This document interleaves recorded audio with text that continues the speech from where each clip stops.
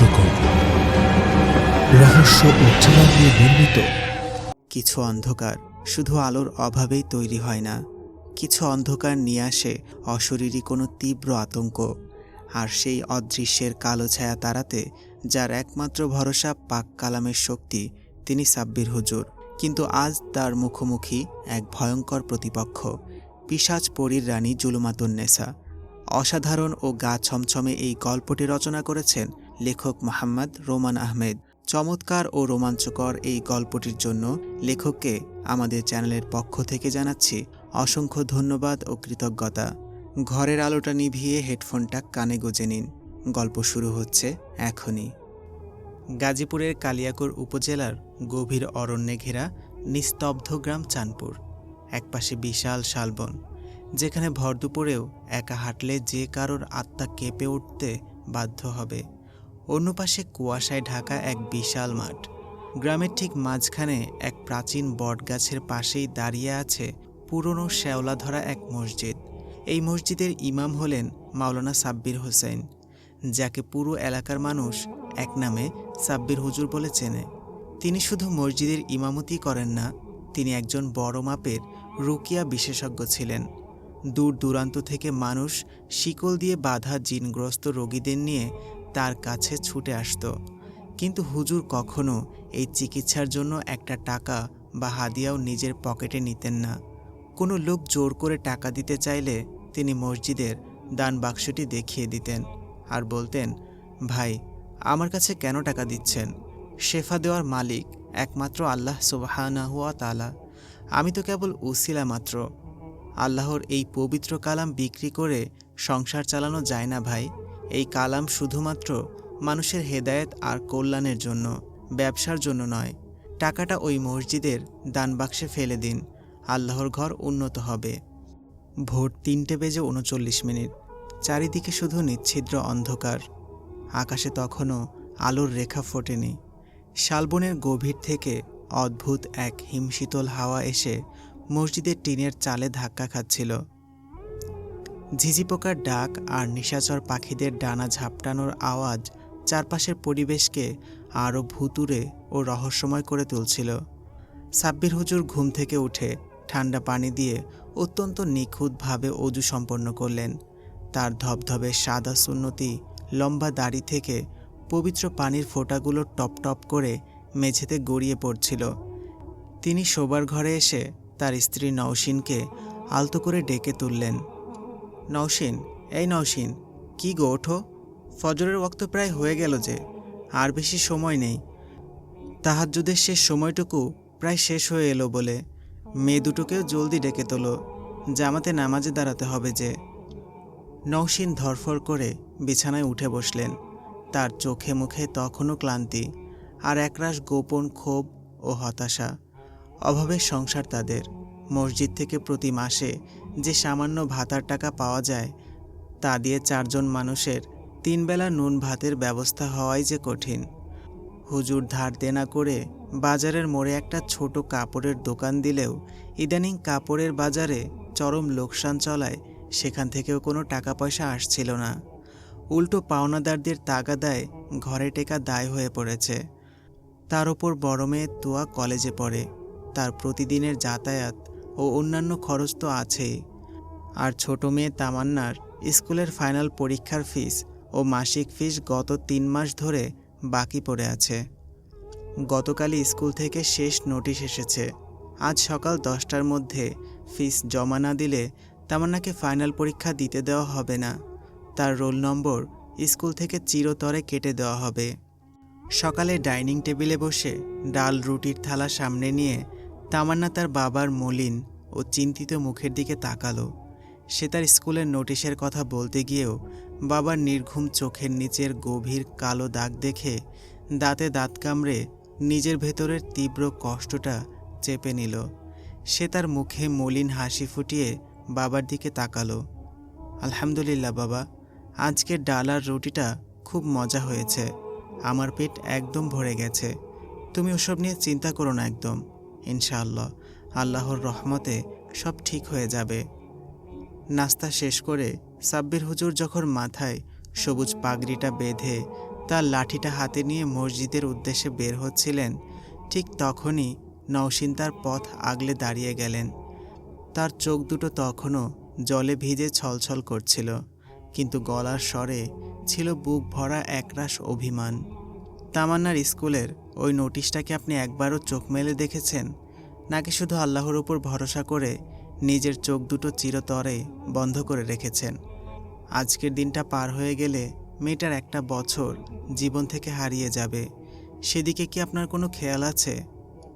পুরো এলাকার মানুষ আপনার কাছে আসে, জিনের আসর থেকে সুস্থ হয়ে হাসি মুখে বাড়ি ফেরে। তারা কত হাজার হাজার টাকা আপনাকে খুশি হয়ে দিতে চায়। আপনি শুধু শুধু কেন নিজের জেদ ধরে রেখে সেই সামান্য হাদিয়া ফিরিয়ে দেন? তারা তো আর চোর ডাকাত নয়, তারা খুশি হয়েই দেয়। আপনি কেন নেন না? এই জেদ দিয়ে কি আর সংসার চলে? নওশীন, তুমি অস্থির হও না। শয়তান ঠিক এই অভাবের সময়ই মানুষের ঈমান পরীক্ষা করে। আমাদের ঘরে আজ খাবার নেই, মেয়ে দুটোর নতুন কোনো জামা কাপড় নেই, ছোট মেয়ের পরীক্ষার ফিস দেওয়ার মতো কোনো টাকা নেই। এটা আল্লাহর পক্ষ থেকে একটা পরীক্ষা মাত্র। আল্লাহ আমাদের বিপদে ফেলেছেন আমাদের ধৈর্যের গভীরতা দেখতে।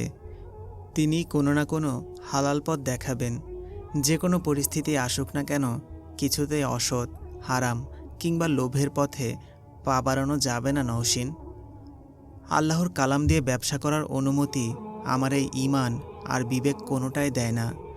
সব সময় মনে রাখবে, হারাম রিজিকে কখনোই সুখ শান্তি থাকে না, শুধুই ধ্বংস থাকে।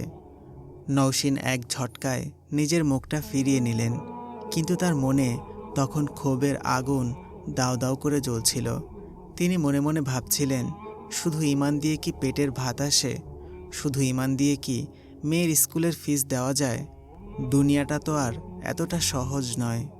ঠিক তখনই পাশের ঘর থেকে বড় মেয়ে তোয়া তার ছেঁড়া ওড়নাটা সুই সুতো দিয়ে সেলাই করতে করতে বের হয়ে এলো। তার চোখেও ছিল এক অজানা আতঙ্ক আর লজ্জার ছাপ। বাবা, মা ঠিকই বলেছে, কলেজে যেতে আমার খুব ভয় করে। এক বখাটে ছেলে ইদানিং আমার পিছু নেয়, নানা রকম বাজে বাজে কথা বলে। আমার একটা ভালো বোরকাও নেই, যা পরে আমি নিজেকে সবার থেকে আড়াল করব। এই ছেঁড়া বোরকা আর ওড়না পরে বের হলে সবাই আমাকে নিয়ে শুধু হাসাহাসি করে। বাবা, আমি আর কলেজে যাব না। সাব্বির হুজুর মেয়ের মাথায় পরম স্নেহে হাত রাখলেন। তার চোখ দিয়ে এক ফোঁটা জল গড়িয়ে পড়ল। তিনি আকাশের দিকে হাত তুলে কাঁপা কাঁপা গলায় বললেন, হে আল্লাহ, তুমি আমার মেয়েদের ইজ্জত আর ঈমান হেফাজত করো। তুমি আমাদের একমাত্র অভিভাবক, তুমি ছাড়া আর কোনো সাহায্যকারী নেই। হুজুর ঘর থেকে বের হয়ে গেলেন ফজরের নামাজ পড়ানোর জন্য, কিন্তু তিনি জানতেন না যে এই শান্ত সকালটিই ছিল তাদের পরিবারের শেষ শান্ত সকাল। শয়তানি জগতের এক ভয়ঙ্কর চক্রান্ত ইতিমধ্যেই তাদের বাড়ির চারপাশের অদৃশ্য বাতাসে দানা বাঁধতে শুরু করেছিল। সেদিন সকাল 10টা। সাধারণত এই সময়ে গোডাউনের সামনে চালের বস্তাগুলো লেবারদের মাথায় ও পিঠে উঠে ট্রাকে লোড হওয়ার কথা।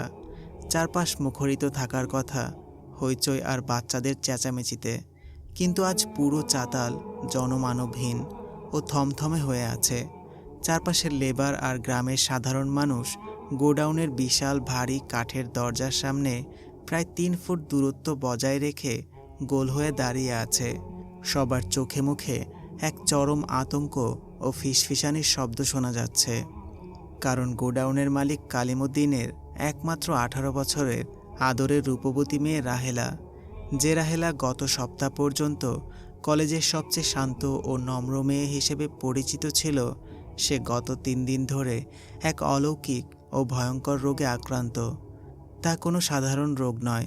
রাহেলা একেবারেই ভাত পানি ছেড়ে দিয়েছে।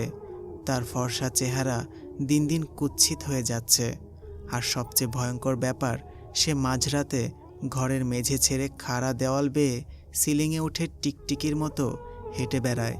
তার মুখ দিয়ে নিজের কণ্ঠের বদলে বের হয় 100 বছর পুরনো কোনো রাক্ষসে পুরুষের কর্কশ কণ্ঠস্বর, যা শুনলে যে কারোর কলিজা কেঁপে উঠতে বাধ্য। অবশেষে কোনো উপায় না পেয়ে কলিমুদ্দিন আজ সকালে তাকে গোডাউনের একেবারে শেষ প্রান্তের এক অন্ধকার কোণে লোহার মোটা শিকল দিয়ে হাত পা বেঁধে তালা মেরে রেখেছেন।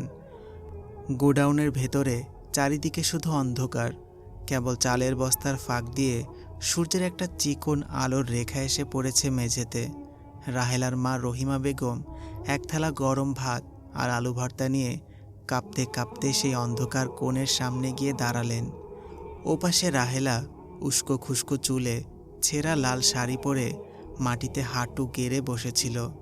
তার মাথাটি সম্পূর্ণ নিচের দিকে ঝুঁকেছিল, মুখ দেখা যাচ্ছিল না। মাকে দেখা মাত্র রাহেলা হঠাৎ ফুপিয়ে কাঁদতে লাগলো। তার সেই কান্না এত করুণ শোনালো যে রহিমার মাতৃহৃদয় এক সেকেন্ডে গলে পানি হয়ে গেল।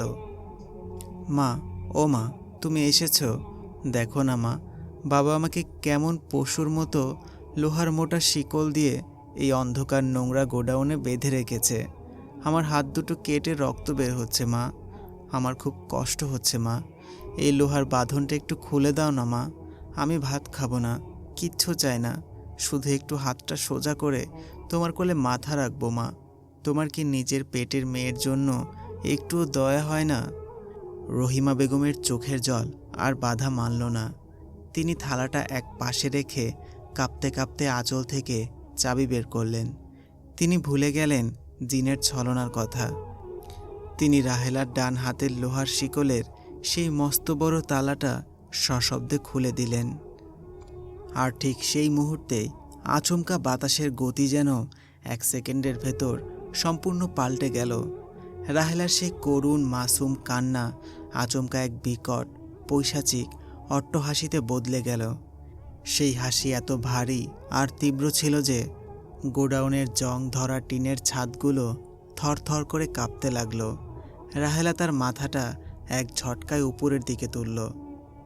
রহিমা বেগম ভয়ের চোটে 3 পা পিছিয়ে গেলেন। রাহেলার সেই ফর্সা সুন্দর চামড়া চোখের সামনে কালচে, খসখসে আর বুনো শুয়োরের মতো লোমশ হয়ে গেছে। তার চোখের মণি দুটো সম্পূর্ণ উল্টে গিয়ে কুচকুচে সাদা আলোর মতো জ্বলজ্বল করছে। মুখ থেকে বের হচ্ছে কালচে লালা আর মানুষের পচা মাংসের তীব্র দুর্গন্ধ। রাহেলা হঠাৎ পৈশাচিক পুরুষ কণ্ঠে বলে ওঠে, থামলি কেন বুড়ি? খুব তো মায়া হচ্ছিল তোর। হা হা হা, বাকি শিকলটাও খোল, আজ তোদের চাতাল আমি রক্ত দিয়ে ধুয়ে দেব। রহিমা বেগম চিৎকার দিতে চাইলেন, কিন্তু ভয়ের চোটে তার গলা দিয়ে কোনো আওয়াজ বের হলো না। ঠিক তখনই কোনো বাতাস ছাড়াই গোডাউনের সেই বিশাল ভারী দরজাটা দরাম করে নিজে নিজেই বন্ধ হয়ে গেল এবং ভেতর থেকে লোহার বিশাল ছিটকিনিটা অলৌকিক এক শক্তিতে লক হয়ে গেল। চারপাশ একদম দম বন্ধ করা অন্ধকারে ডুবে গেল। রাহেলা তার বা হাতের বাকি শিকলটা এক হ্যাচকা টানে মটমট করে ছিঁড়ে ফেলল। সে 4 হাত পায়ে ভর দিয়ে পশুর মতো ক্ষিপ্রতায় মেঝেতে এক বিশাল লাফ দিল। সে সরাসরি তার নিজের জন্মদাত্রী মায়ের বুকের ওপর গিয়ে পড়ল। তার আঙুলের নখগুলো এখন এক একটা ধারালো ছুরির মতো হয়ে গেছে, যা সরাসরি রহিমার গলার ভেতর দেবে গেল। ফিনকি দিয়ে রক্ত বের হতে লাগলো। রহিমা বেগম গোঙাতে লাগলেন, মৃত্যুর কোলে ঢলে পড়ার ঠিক আগ মুহূর্তে। এদিকে বাইরে তখন তুল কালাম কাণ্ড। দরজার ওপাশে কলিমুদ্দিন গ্রামের অন্য মানুষদের নিয়ে দাঁড়িয়েছিলেন।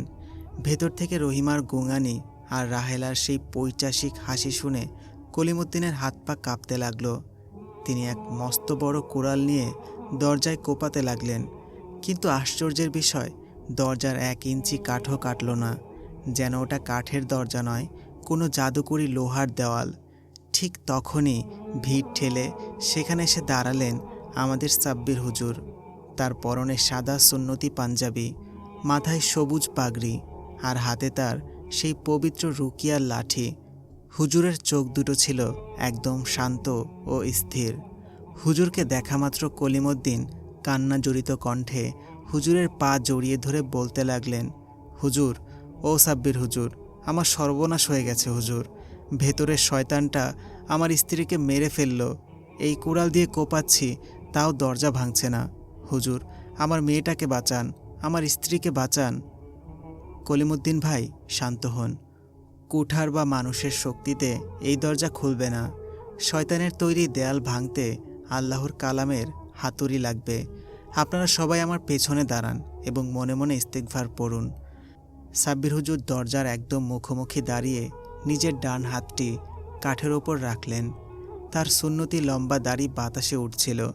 তিনি নিজের ভেতরের সমস্ত ঈমানি শক্তি এক করে অত্যন্ত উচ্চ ও গম্ভীর কণ্ঠে পবিত্র কোরআনের আয়াতুল কুরসি তেলাওয়াত করতে শুরু করলেন। হুজুরের পবিত্র কণ্ঠের প্রথম কয়েকটি শব্দ বাতাসে প্রতিধ্বনিত হওয়ার সাথে সাথেই কর্কর শব্দে গোডাউনের সে জাদুকরী লক নিজে নিজেই খুলে গেল এবং বিশাল দরজাটি দুই দিকে ছিটকে গিয়ে সম্পূর্ণ উন্মুক্ত হয়ে গেল। ভেতরে সেই পচা লাশের ভ্যাপসা গন্ধ ভলকে ভলকে বাইরে বেরিয়ে এলো। হুজুর এক মুহূর্ত দেরি না করে লাঠি হাতে ভেতরে ঢুকলেন।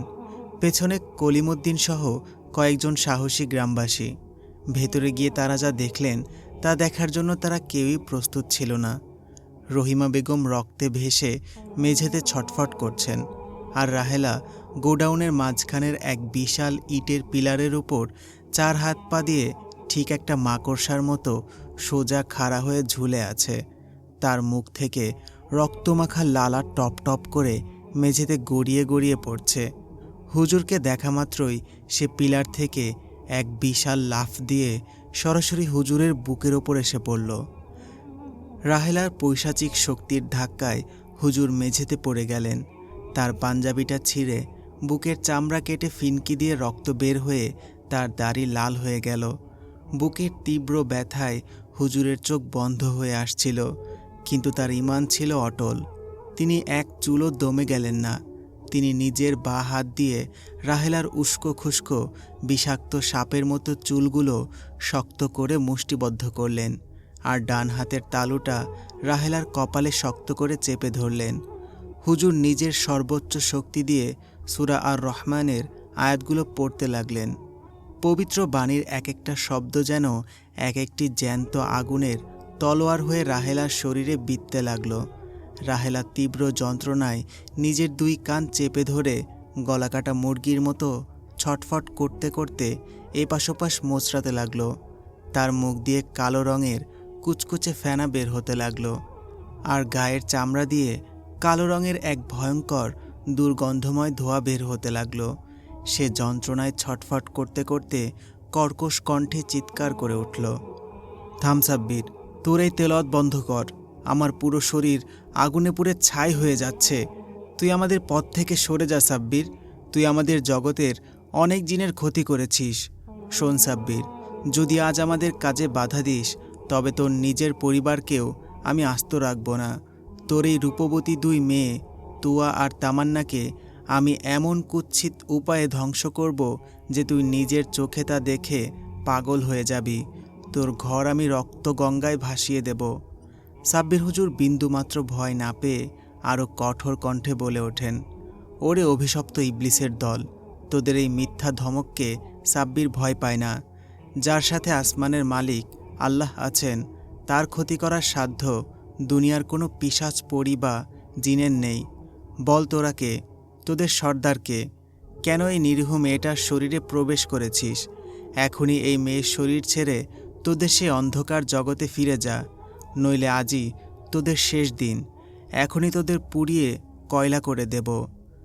রাহেলা কাঁদতে কাঁদতে এবং যন্ত্রণায় মেঝেতে মাথা কুটতে কুটতে বলতে লাগল, আমরা একা নই সাব্বির, আমাদের পেছনে আছে পরিলোকের সবচেয়ে প্রাচীন নিষিদ্ধ কুফরি জাদুর রানী পিশাচ পরি জুলমাতুন্নিসা। তুই তোর নিজের ঘর সামলা সাব্বির। তোর ঘরের দেয়াল আজ থেকেই ভাঙতে শুরু করেছে। আমরা চলে যাচ্ছি, কিন্তু তোর ধ্বংসের বীজ আমরা তোর ঘরে বুনে দিয়ে যাচ্ছি। হা হা হা।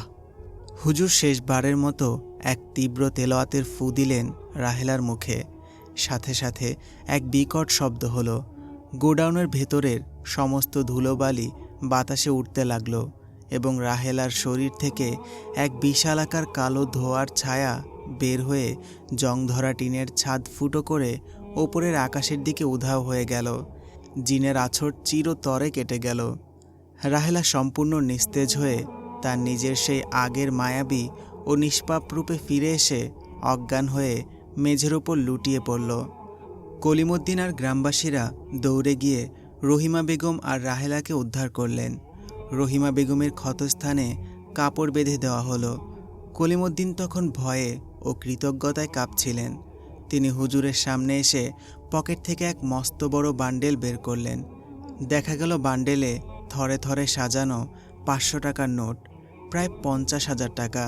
তিনি টাকাগুলো হুজুরের দিকে বাড়িয়ে দিলেন। কলিমুদ্দিন কেঁদে কেঁদে হুজুরের হাত চেপে ধরে বললেন, হুজুর, আপনি আজ সাক্ষাৎ আল্লাহর ফেরেশতা হয়ে আমার এই গোডাউনে এসেছিলেন। আপনি না থাকলে আজ আমার স্ত্রী আর কন্যা জ্যান্ত কবরস্থ হয়ে যেত। এই সামান্য হাদিয়াটুকু দয়া করে আপনার চরণের ধুলো মনে করে রাখুন হুজুর। এই টাকাটা আপনার সংসারের কাজে লাগবে। এই সামান্য হাদিয়াটুকু দয়া করে ফিরিয়ে দেবেন না। সাব্বির হুজুর তার রক্তাক্ত বুকের পাঞ্জাবিটা এক হাত দিয়ে চেপে ধরলেন। তার কপাল থেকে তখনও ঘাম আর রক্ত মিশে ঝরছিল। তিনি এক মুহূর্তের জন্য তার নিজের ঘরের কথা ভাবলেন।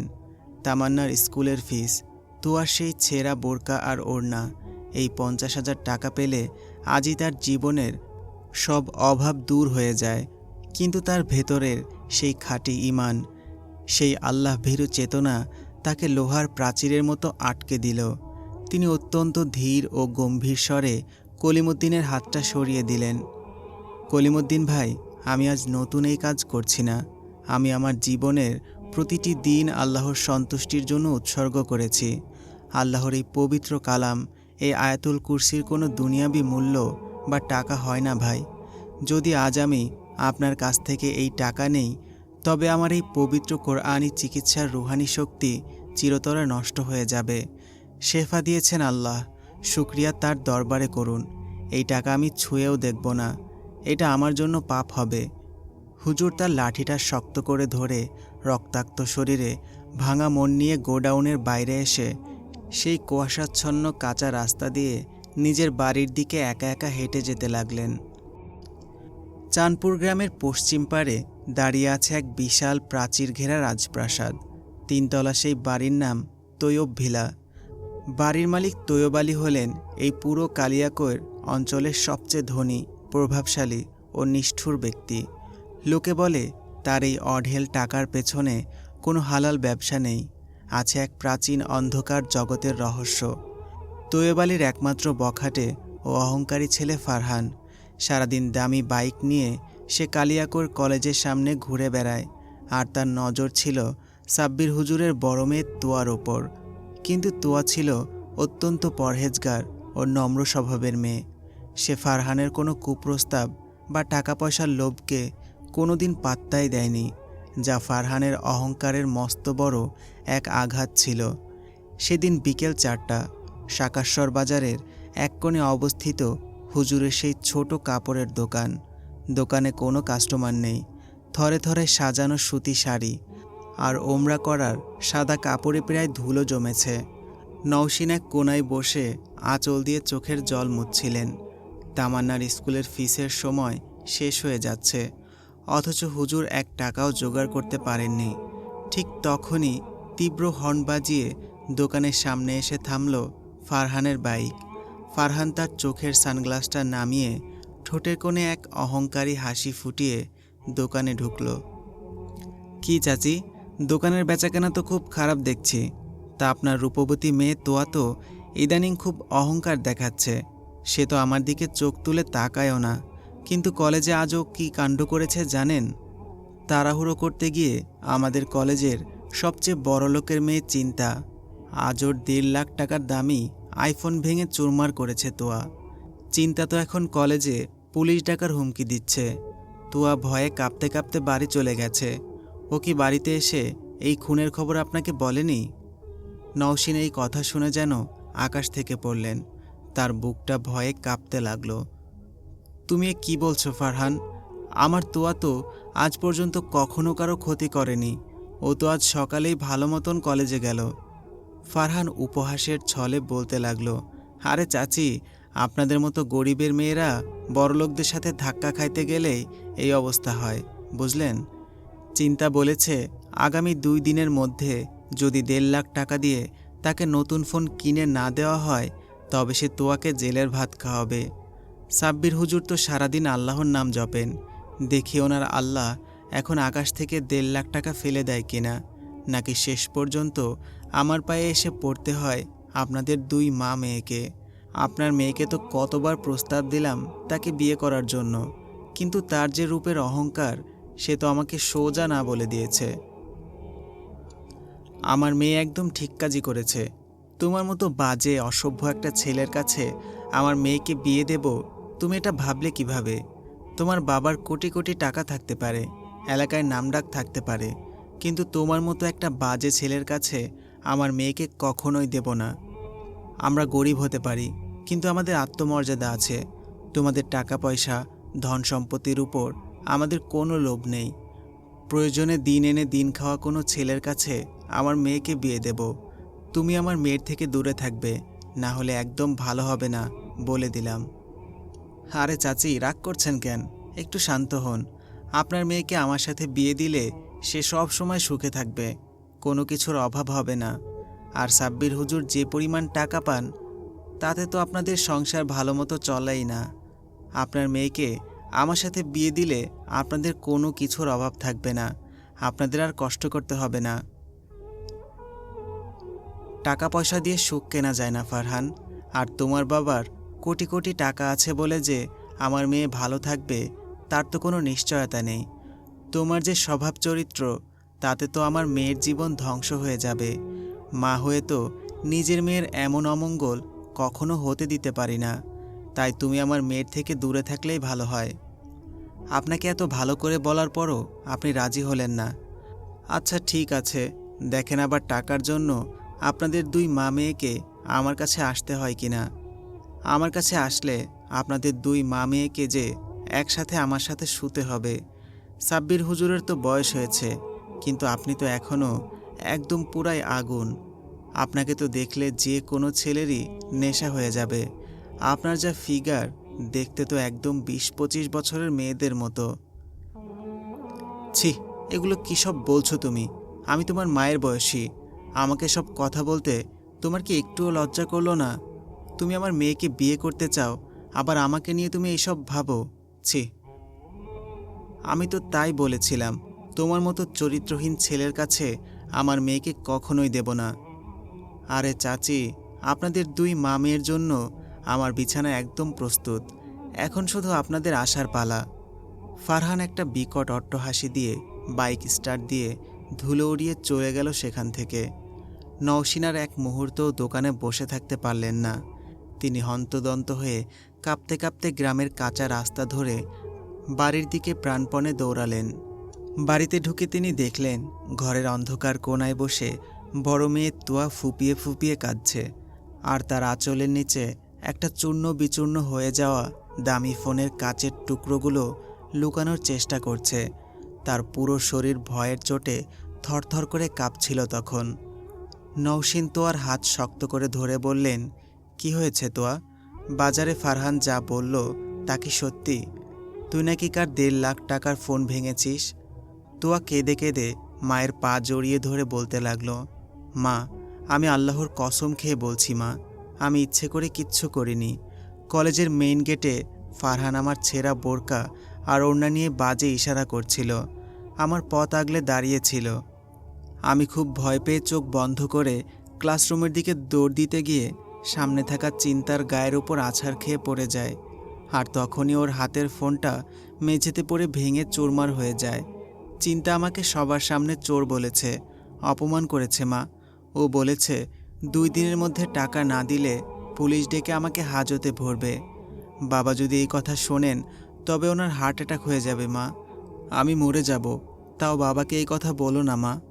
ঠিক তখনই পাশের ঘর থেকে ছোট মেয়ে তামান্না তার স্কুলের সেই নোটিশটা হাতে নিয়ে অত্যন্ত করুণ মুখে বের হয়ে এলো। তার চোখ দুটোও ছিল অশ্রুসিক্ত। মা, প্রধান শিক্ষক আজ স্কুলের অ্যাসেম্বলিতে দাঁড়িয়ে সবার সামনে আমার নাম ধরে বলেছেন, আগামীকাল সকাল 10টার মধ্যে যদি গত 3 মাসের বাকি ফিস জমা দেওয়া না হয় তবে আমাকে পরীক্ষার হল থেকে বের করে দেওয়া হবে। মা, আমার রোল নাম্বার নাকি কাটা যাবে, আমার একটা বছর নষ্ট হয়ে যাবে মা।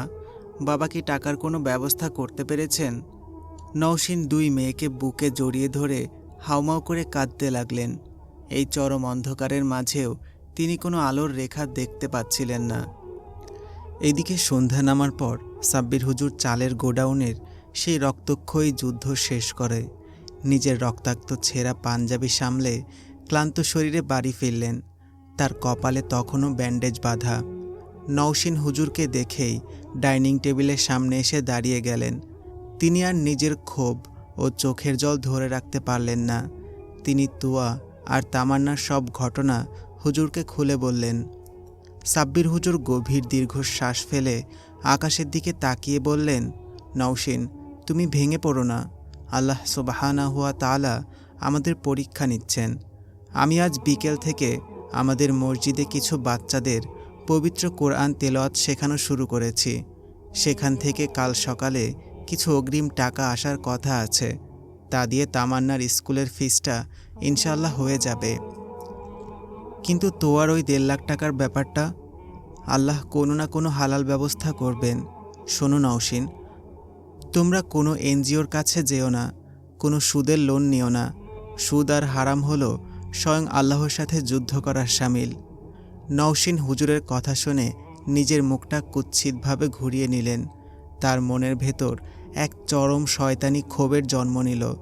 তিনি মনে মনে আওড়ালেন, তুমি তো শুধু আল্লাহর উপর ভরসা করেই খালাস, কিন্তু আমার নিষ্পাপ মেয়ে দুটোর জীবন যে চোখের সামনে শেষ হয়ে যাচ্ছে, তা তো তোমার এই অন্ধ চোখ দেখতে পাচ্ছে না।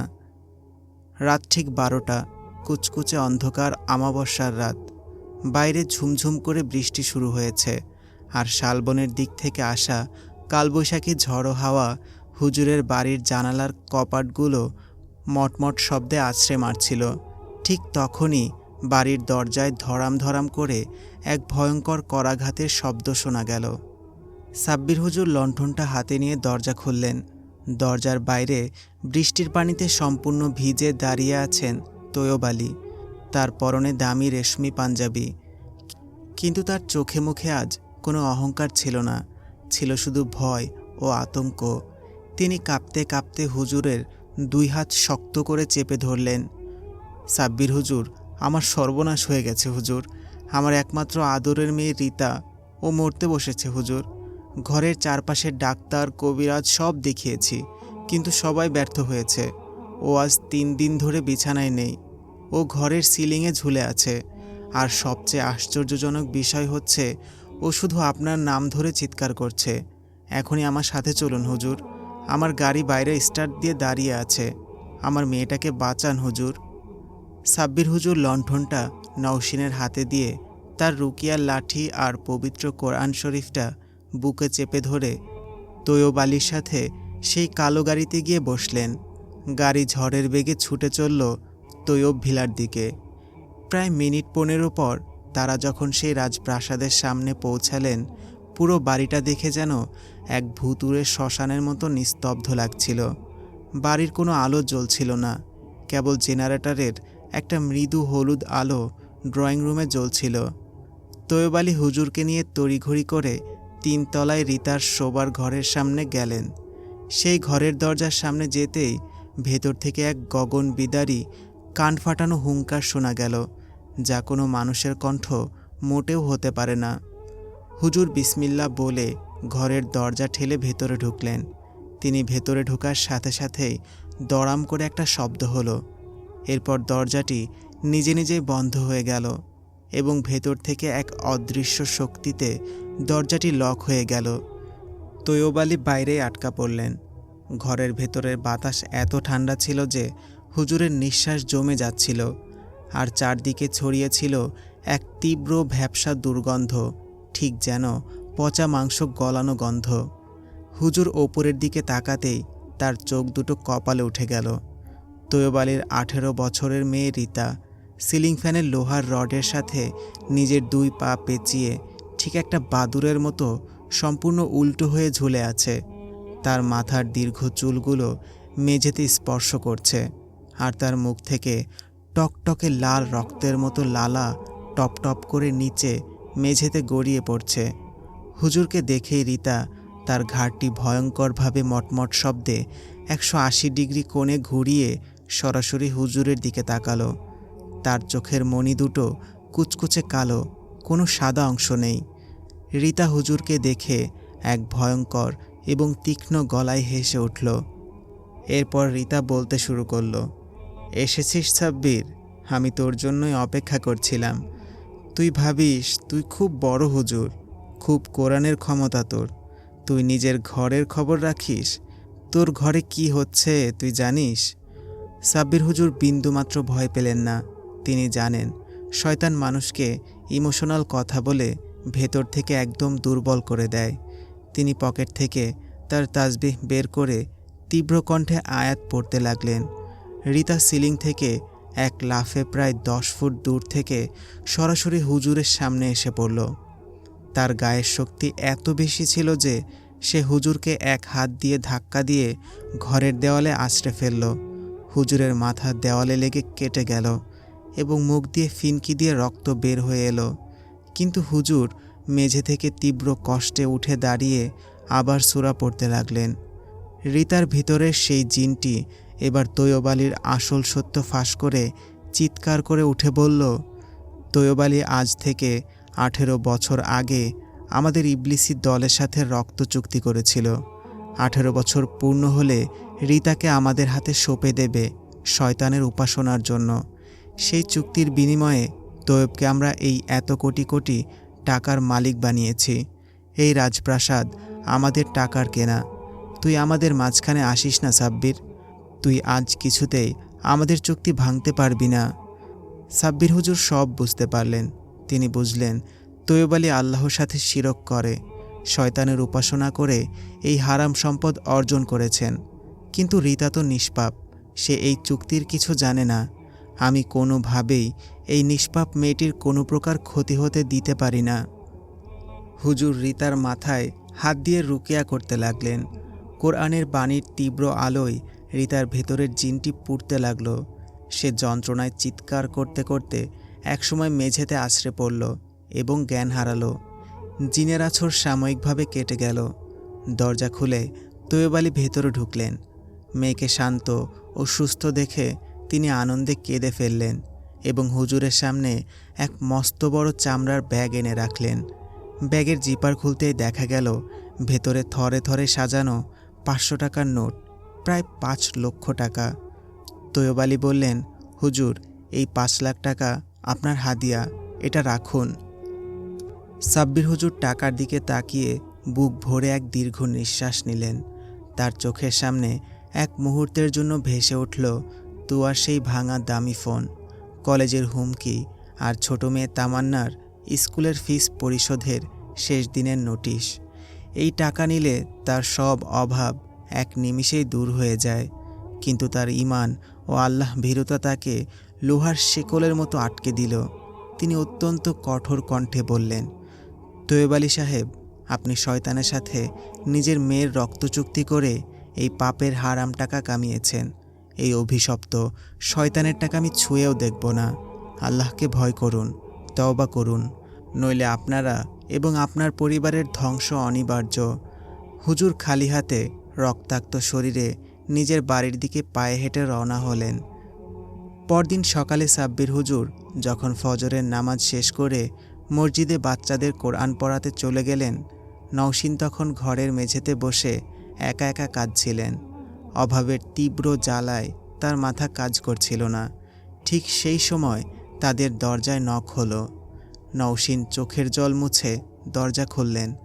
দরজা খুলতেই তিনি অবাক হয়ে দেখলেন সেখানে তৈয়ব আলীর মেয়ে রিতা দাঁড়িয়ে আছে। রিতা এখন সম্পূর্ণ সুস্থ, তার চোখ স্বাভাবিক, পরনে এক চমৎকার দামি জামা, মুখে এক মায়াবী হাসি। রিতা নওশীনের দিকে এগিয়ে এসে তার হাতে একটি অত্যন্ত দামি শপিং ব্যাগ তুলে দিল। নওশীন অবাক হয়ে থমকে গিয়ে বললেন, এটা কি মা রিতা, আর তুমি এই সময় এখানে কেন? রিতা মিষ্টি করে ফিসফিসিয়ে হেসে বলল, চাচি, হুজুর তো গতকাল রাতে আমাদের বাড়ি থেকে অনেক কষ্ট করে আমাকে সুস্থ করার পরও কোনো টাকা বা হাদিয়া নেননি। তিনি তো খুব কড়া মানুষ। কিন্তু আমার বাবা বলেছেন, হুজুর না নিলেও আপনি তো এই সংসারের মা, আপনার সংসারের অনেক অভাব, মেয়েদের পড়াশোনার খরচ আছে। এই 5 লাখ টাকা বাবা আপনাকে উপহার হিসেবে দিয়েছেন। এটা আপনি আপনার কাছে লুকিয়ে রাখুন চাচি। হুজুরকে বলার দরকার নেই। মা হয়ে নিজের চোখের সামনে মেয়েদের জীবন এভাবে নষ্ট হতে দেবেন না।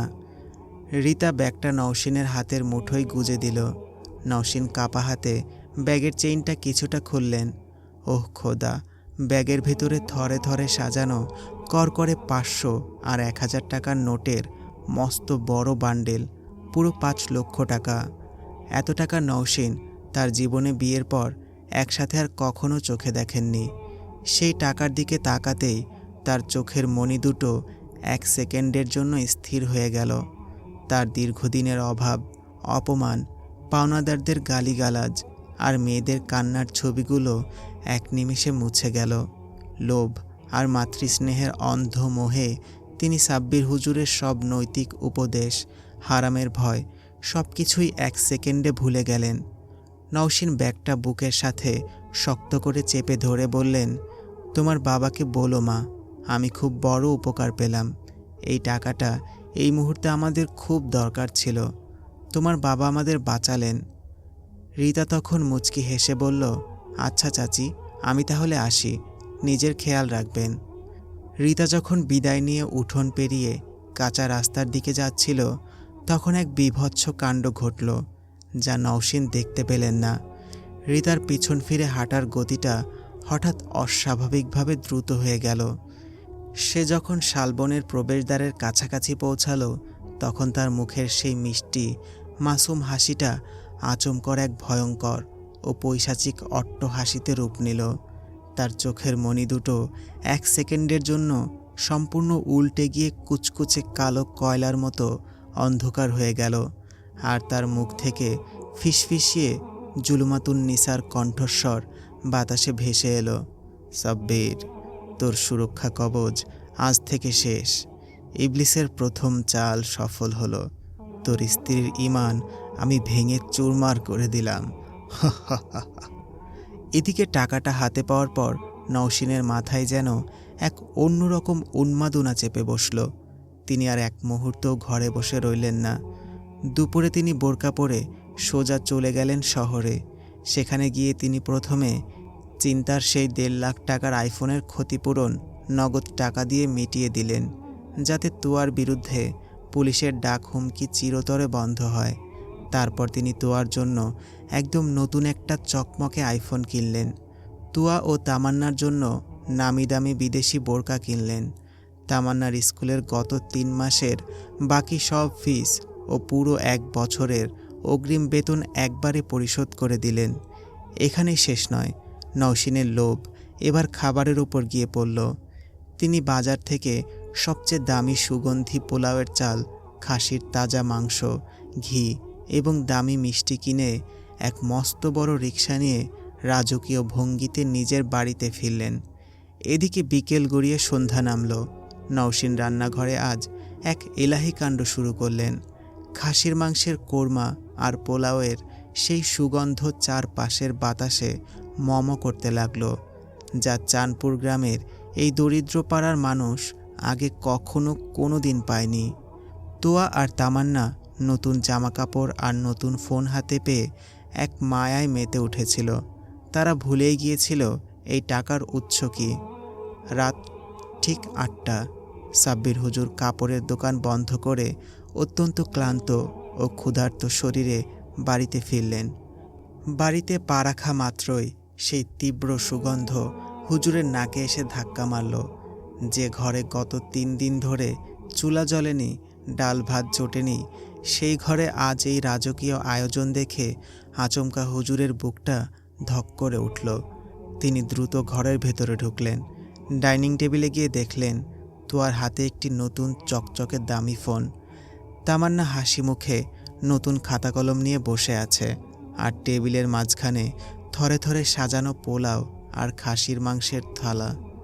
সাব্বির হুজুর চমকে ওঠে।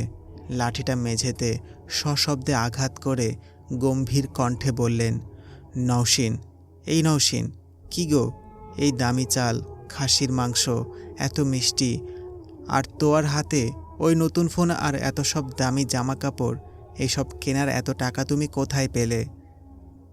আমি তো তোমাকে কোনো টাকা দিইনি, দোকানেও আজ 1 টাকারও বেচাকিনা হয়নি। সত্যি করে বলো নওশীন। নওশীন তখন রান্নাঘরের দরজায় দাঁড়িয়েছিলেন। তার চোখে মুখে এখন আর কোনো অপরাধবোধ ছিল না। শয়তানের মায়াজাল তার বিবেককে সম্পূর্ণ অবশ করে দিয়েছিল। তিনি তার মুখে এক চিলতে মিথ্যে হাসি ফুটিয়ে এক কাল্পনিক গল্প বানিয়ে বললেন, আহা হুজুর, আপনি তো সব সময় শুধু অন্ধকারের চিন্তাই করেন। আল্লাহর ওপর কি আপনার কোনো ভরসা নেই? আপনি সকালে বের হওয়ার পর আমাদের কাপড়ের দোকানে আজ দুপুরবেলা ঢাকা থেকে এক মস্ত বড় পাইকারি ব্যবসায়ী এসেছিলেন। তিনি আমাদের দোকানের সব পুরনো কাপড় একবারে চড়া মূল্যে কিনে নিয়েছেন এবং নগদ অগ্রিম টাকা দিয়ে গেছেন। সেই হালাল ব্যবসার টাকা দিয়েই আমি আমার মেয়েদের জীবন বাঁচিয়েছি, এই হালাল খাবার ঘরে এনেছি। সাব্বির হুজুর ছিলেন অত্যন্ত সরলমনা মানুষ। তিনি নিজের স্ত্রীর মুখে আল্লাহর নাম এবং হালাল ব্যবসার এই মিথ্যে গল্পটি সরল মনে বিশ্বাস করে নিলেন। তার চোখ দুটো কৃতজ্ঞতায় অশ্রুসিক্ত হয়ে উঠল। তিনি ভাবলেন, আল্লাহ আসলেই তার ধৈর্যের ফল দিয়েছেন। হুজুর তৎক্ষণাৎ আকাশের দিকে 2 হাত তুলে অত্যন্ত আবেগঘন কণ্ঠে মোনাজাত করলেন, আলহামদুলিল্লাহ, হে বিশ্বের একমাত্র রিজিকদাতা, তুমি আমাদের এই চরম অভাব আর অপমানের সময় হালাল উপায়ে এত বড় রিজিকের ব্যবস্থা করে দিলে। তোমার পবিত্র দরবারে লাখো কোটি শুকরিয়া। তুমি আমার পরিবারকে রক্ষা করেছ আল্লাহ। হুজুর মোনাজাত শেষ করে ডাইনিং টেবিলে বসলেন এবং পরম তৃপ্তিতে সেই পোলাও আর খাসির মাংস মুখে তুললেন। কিন্তু হুজুর জানতেন না, তার পবিত্র পেটে যে অন্ন যাচ্ছে তা কোনো হালাল ব্যবসার টাকা নয়, তা হলো শয়তানের রক্তমাখা অভিশপ্ত হারাম অর্থ। আর সেই হারাম খাবারের প্রথম লোকমা সাব্বির হুজুরের গলা দিয়ে নিচে নামার সাথে সাথেই এক অদৃশ্য ও ভয়ঙ্কর কাণ্ড ঘটে গেল। হুজুরের শরীরের রন্ধ্রে রন্ধ্রে থাকা দীর্ঘদিনের ইমানি নূর আর তেলাওয়াতের সেই জাদুকরী তেজ এবং রুকিয়ার মাধ্যমে জিন পুড়িয়ে ছাই করার সেই অলৌকিক রুহানি ক্ষমতা এক নিমিষে ধূলিসাৎ হতে শুরু করল। তার অন্তরে সেই পবিত্র সুরক্ষা কবজে প্রথম মস্ত বড় ফাটল ধরল। শয়তানের এই বিষাক্ত হারাম রিজিক সাব্বির হুজুরের আধ্যাত্মিক দিক থেকে সম্পূর্ণ পঙ্গু করে দিল, যার খেসারত হিসেবে খুব জলদি এই ঘরটিতে নেমে আসতে চলেছে এক রক্তক্ষয়ী ও হাড় হিম করা কালরাত্রি। ভোরের কুয়াশা তখনও পুরোপুরি কাটেনি।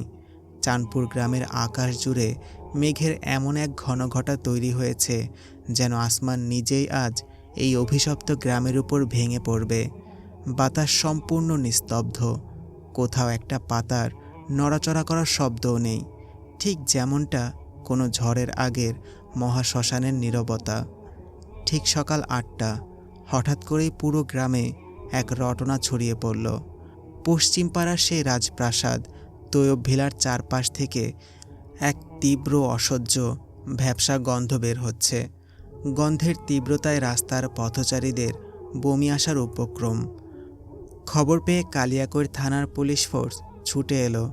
তারা যখন ভারী লোহার গেট পেরিয়ে ভেতরে ঢুকল, তখন চারপাশ জনমানবহীন, নিস্তব্ধ।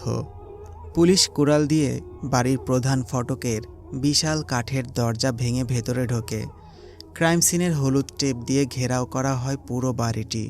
প্রবীণ পুলিশ অফিসার রহমান সাহেব ড্রয়িং রুমে পা রাখতেই এক তীব্র ভ্যাপসা পচা গন্ধ তার নাক দিয়ে সোজা মগজে গিয়ে ধাক্কা মারে। তিনি রুমাল দিয়ে নাক চেপে ধরে উপরে তাকালেন। ড্রয়িং রুমের বিশাল সিলিং ফ্যানের সাথে ঝুলছে তৈয়ব আলী এবং তার স্ত্রী আমেনা বেগমের লাশ। তাদের চোখ দুটো দেখে বোঝা যাচ্ছে কোনো ধারালো অস্ত্র দিয়ে অত্যন্ত নিখুঁত ও নিষ্ঠুরভাবে উপড়ে ফেলা হয়েছে। সেই শূন্য অন্ধকার চোখের কোটর দিয়ে জমাট বাঁধা কালো রক্ত গড়িয়ে পড়েছে তাদের পরনের কাপড়ের ওপর। মা বাবার ঠিক নিচেই মেঝেতে চিত হয়ে পড়ে আছে তাদের একমাত্র ছেলে ফারহানের বিবস্ত্র নিথর দেহ। মা বাবার মতোই তার চোখ দুটো কোনো এক পৈশাচিক হাতের ছোঁয়ায় উপড়ে নেওয়া হয়েছে। চোখের সেই শূন্য গর্ত থেকে ফোঁটা ফোঁটা কালচে রক্ত গাল বেয়ে বুকের শার্টটাকে একদম ভিজিয়ে দিয়েছে। সবচেয়ে ভয়ঙ্কর ও বীভৎস দৃশ্য দেখে রহমান সাহেব আঁতকে উঠলেন। তিনি ফারহানের লাশের দিকে ভালো করে লক্ষ্য করে দেখতে পান ফারহানের গোপনাঙ্গ তার শরীর থেকে উধাও। দেখে বোঝা যাচ্ছে ফারহানের গোপনাঙ্গ কেউ খুব নিষ্ঠুর ও হিংস্রভাবে ছিঁড়ে ফেলেছে। রহমান সাহেব ভারী পায়ে 3 তলার সিঁড়ির দিকে এগিয়ে যান।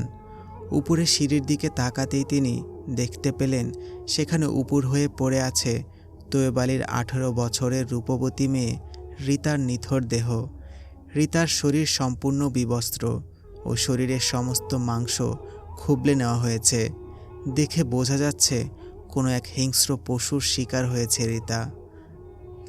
তার সারা শরীরের সমস্ত মাংস কোনো এক হিংস্র পশু দাঁত দিয়ে খুবলে খুবলে খেয়েছে। আর তার ঠিক পেছনের দেওয়ালে তাজা লাল রক্ত দিয়ে মস্ত বড় বড় অক্ষরে লেখা রয়েছে, চুক্তি পূর্ণ হয়েছে। অফিসার রহমানের লাশের শরীর পরীক্ষা করে অত্যন্ত ভয়ার্ত গলায় বললেন, লাশের পচন দেখে পরিষ্কার বোঝা যাচ্ছে তারা অন্তত 2 দিন আগেই মারা গেছে। কিন্তু এই দেয়ালের রক্ত এখনও এত তাজা কেন? এটা কোনো মানুষের কাজ হতেই পারে না। ঠিক সেই মুহূর্তে ভিড়ের মধ্যে দাঁড়িয়ে থাকা সাব্বির হুজুর এই কথা শুনে তীব্র আতঙ্কে শিউরে উঠলেন। তার মাথার ভেতর যেন 1000টা বজ্রপাত একসাথে আছড়ে পড়ল। তার পুরো শরীর ঠান্ডায় বরফ হয়ে গেল। দৃশ্য চলে যায় 2 দিন আগের রাতে। সময় তখন রাত ঠিক 11:45। বাইরে তখন কাল বৈশাখীর ঝড়ো হাওয়া বইছে। ফারহান বিছানায় শুয়ে তার বড় বোন রিতার একটা ছবির দিকে তাকিয়ে বাজে চিন্তা করছিল। হঠাৎ পুরো ঘরের বাতাস এক তীব্র সুবাসে ভরে ওঠে। ফারহানের ঘরের দরজাটা আলতো করে খুলে যায়। অন্ধকার ভেদ করে ভেতরে প্রবেশ করে এক অনিন্দ্য সুন্দরী নারী। পরনে তার রক্ত লাল মখমলের শাড়ি, খোলা কালো চুল কোমর ছাপিয়ে নিচে নেমে গেছে। সে আর কেউ নয়, স্বয়ং পিশাচ পরীর রানী জুলমাতুন্নেসা।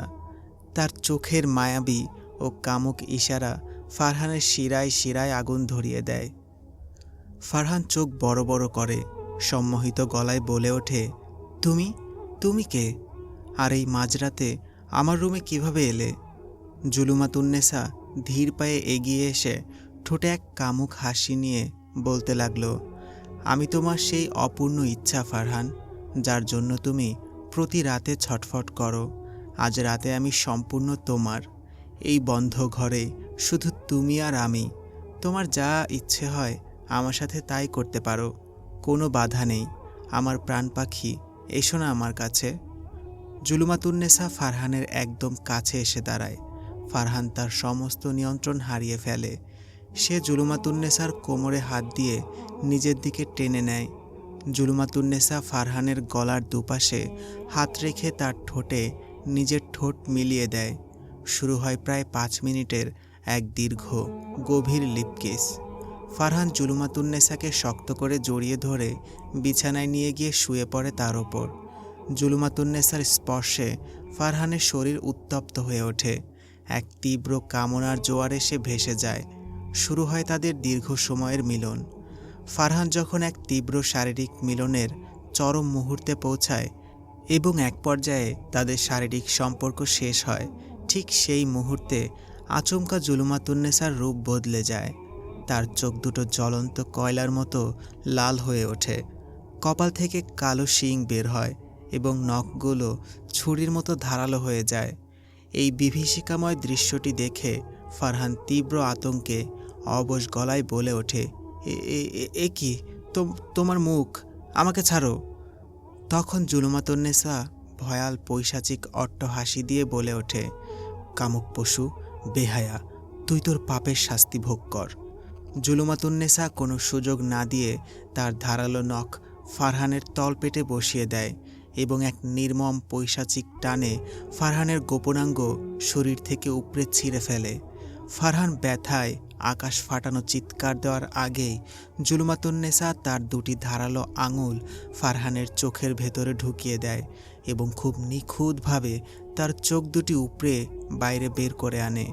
ফারহান রক্তের সাগরে ডুবে গলাকাটা মুরগির মতো ছটফট করতে করতে মেঝেতে লুটিয়ে পড়ে মারা যায়। জুলুমাতুন্নেসা এবার তার আসল পিশাচ রূপে 3 তলায় রিতার ঘরে প্রবেশ করে। রিতা ঘুমে আচ্ছন্ন ছিল। জুলুমাতুন্নেসা এক ঝটকায় ঘুমন্ত রিতার চুলের মুঠি ধরে তাকে বিছানা থেকে টেনে হিঁচড়ে ঘরের বাইরে 3 তলার সিঁড়ির কাছে নিয়ে আসে। রিতা ভয়ে চিৎকার করতে চায়, কিন্তু জুলুমাতুন্নেসার পৈশাচিক শক্তিতে রিতার কণ্ঠ অবরুদ্ধ হয়ে যায়। সে কেবল মুখ হা করে বোবা মানুষের মতো আর্তনাদ করতে থাকে। জুলুমাতুন্নেসা এক হ্যাচকা টানে রিতার গায়ের সমস্ত জামাকাপড় ছিঁড়ে তাকে সম্পূর্ণ বিবস্ত্র করে ফেলে।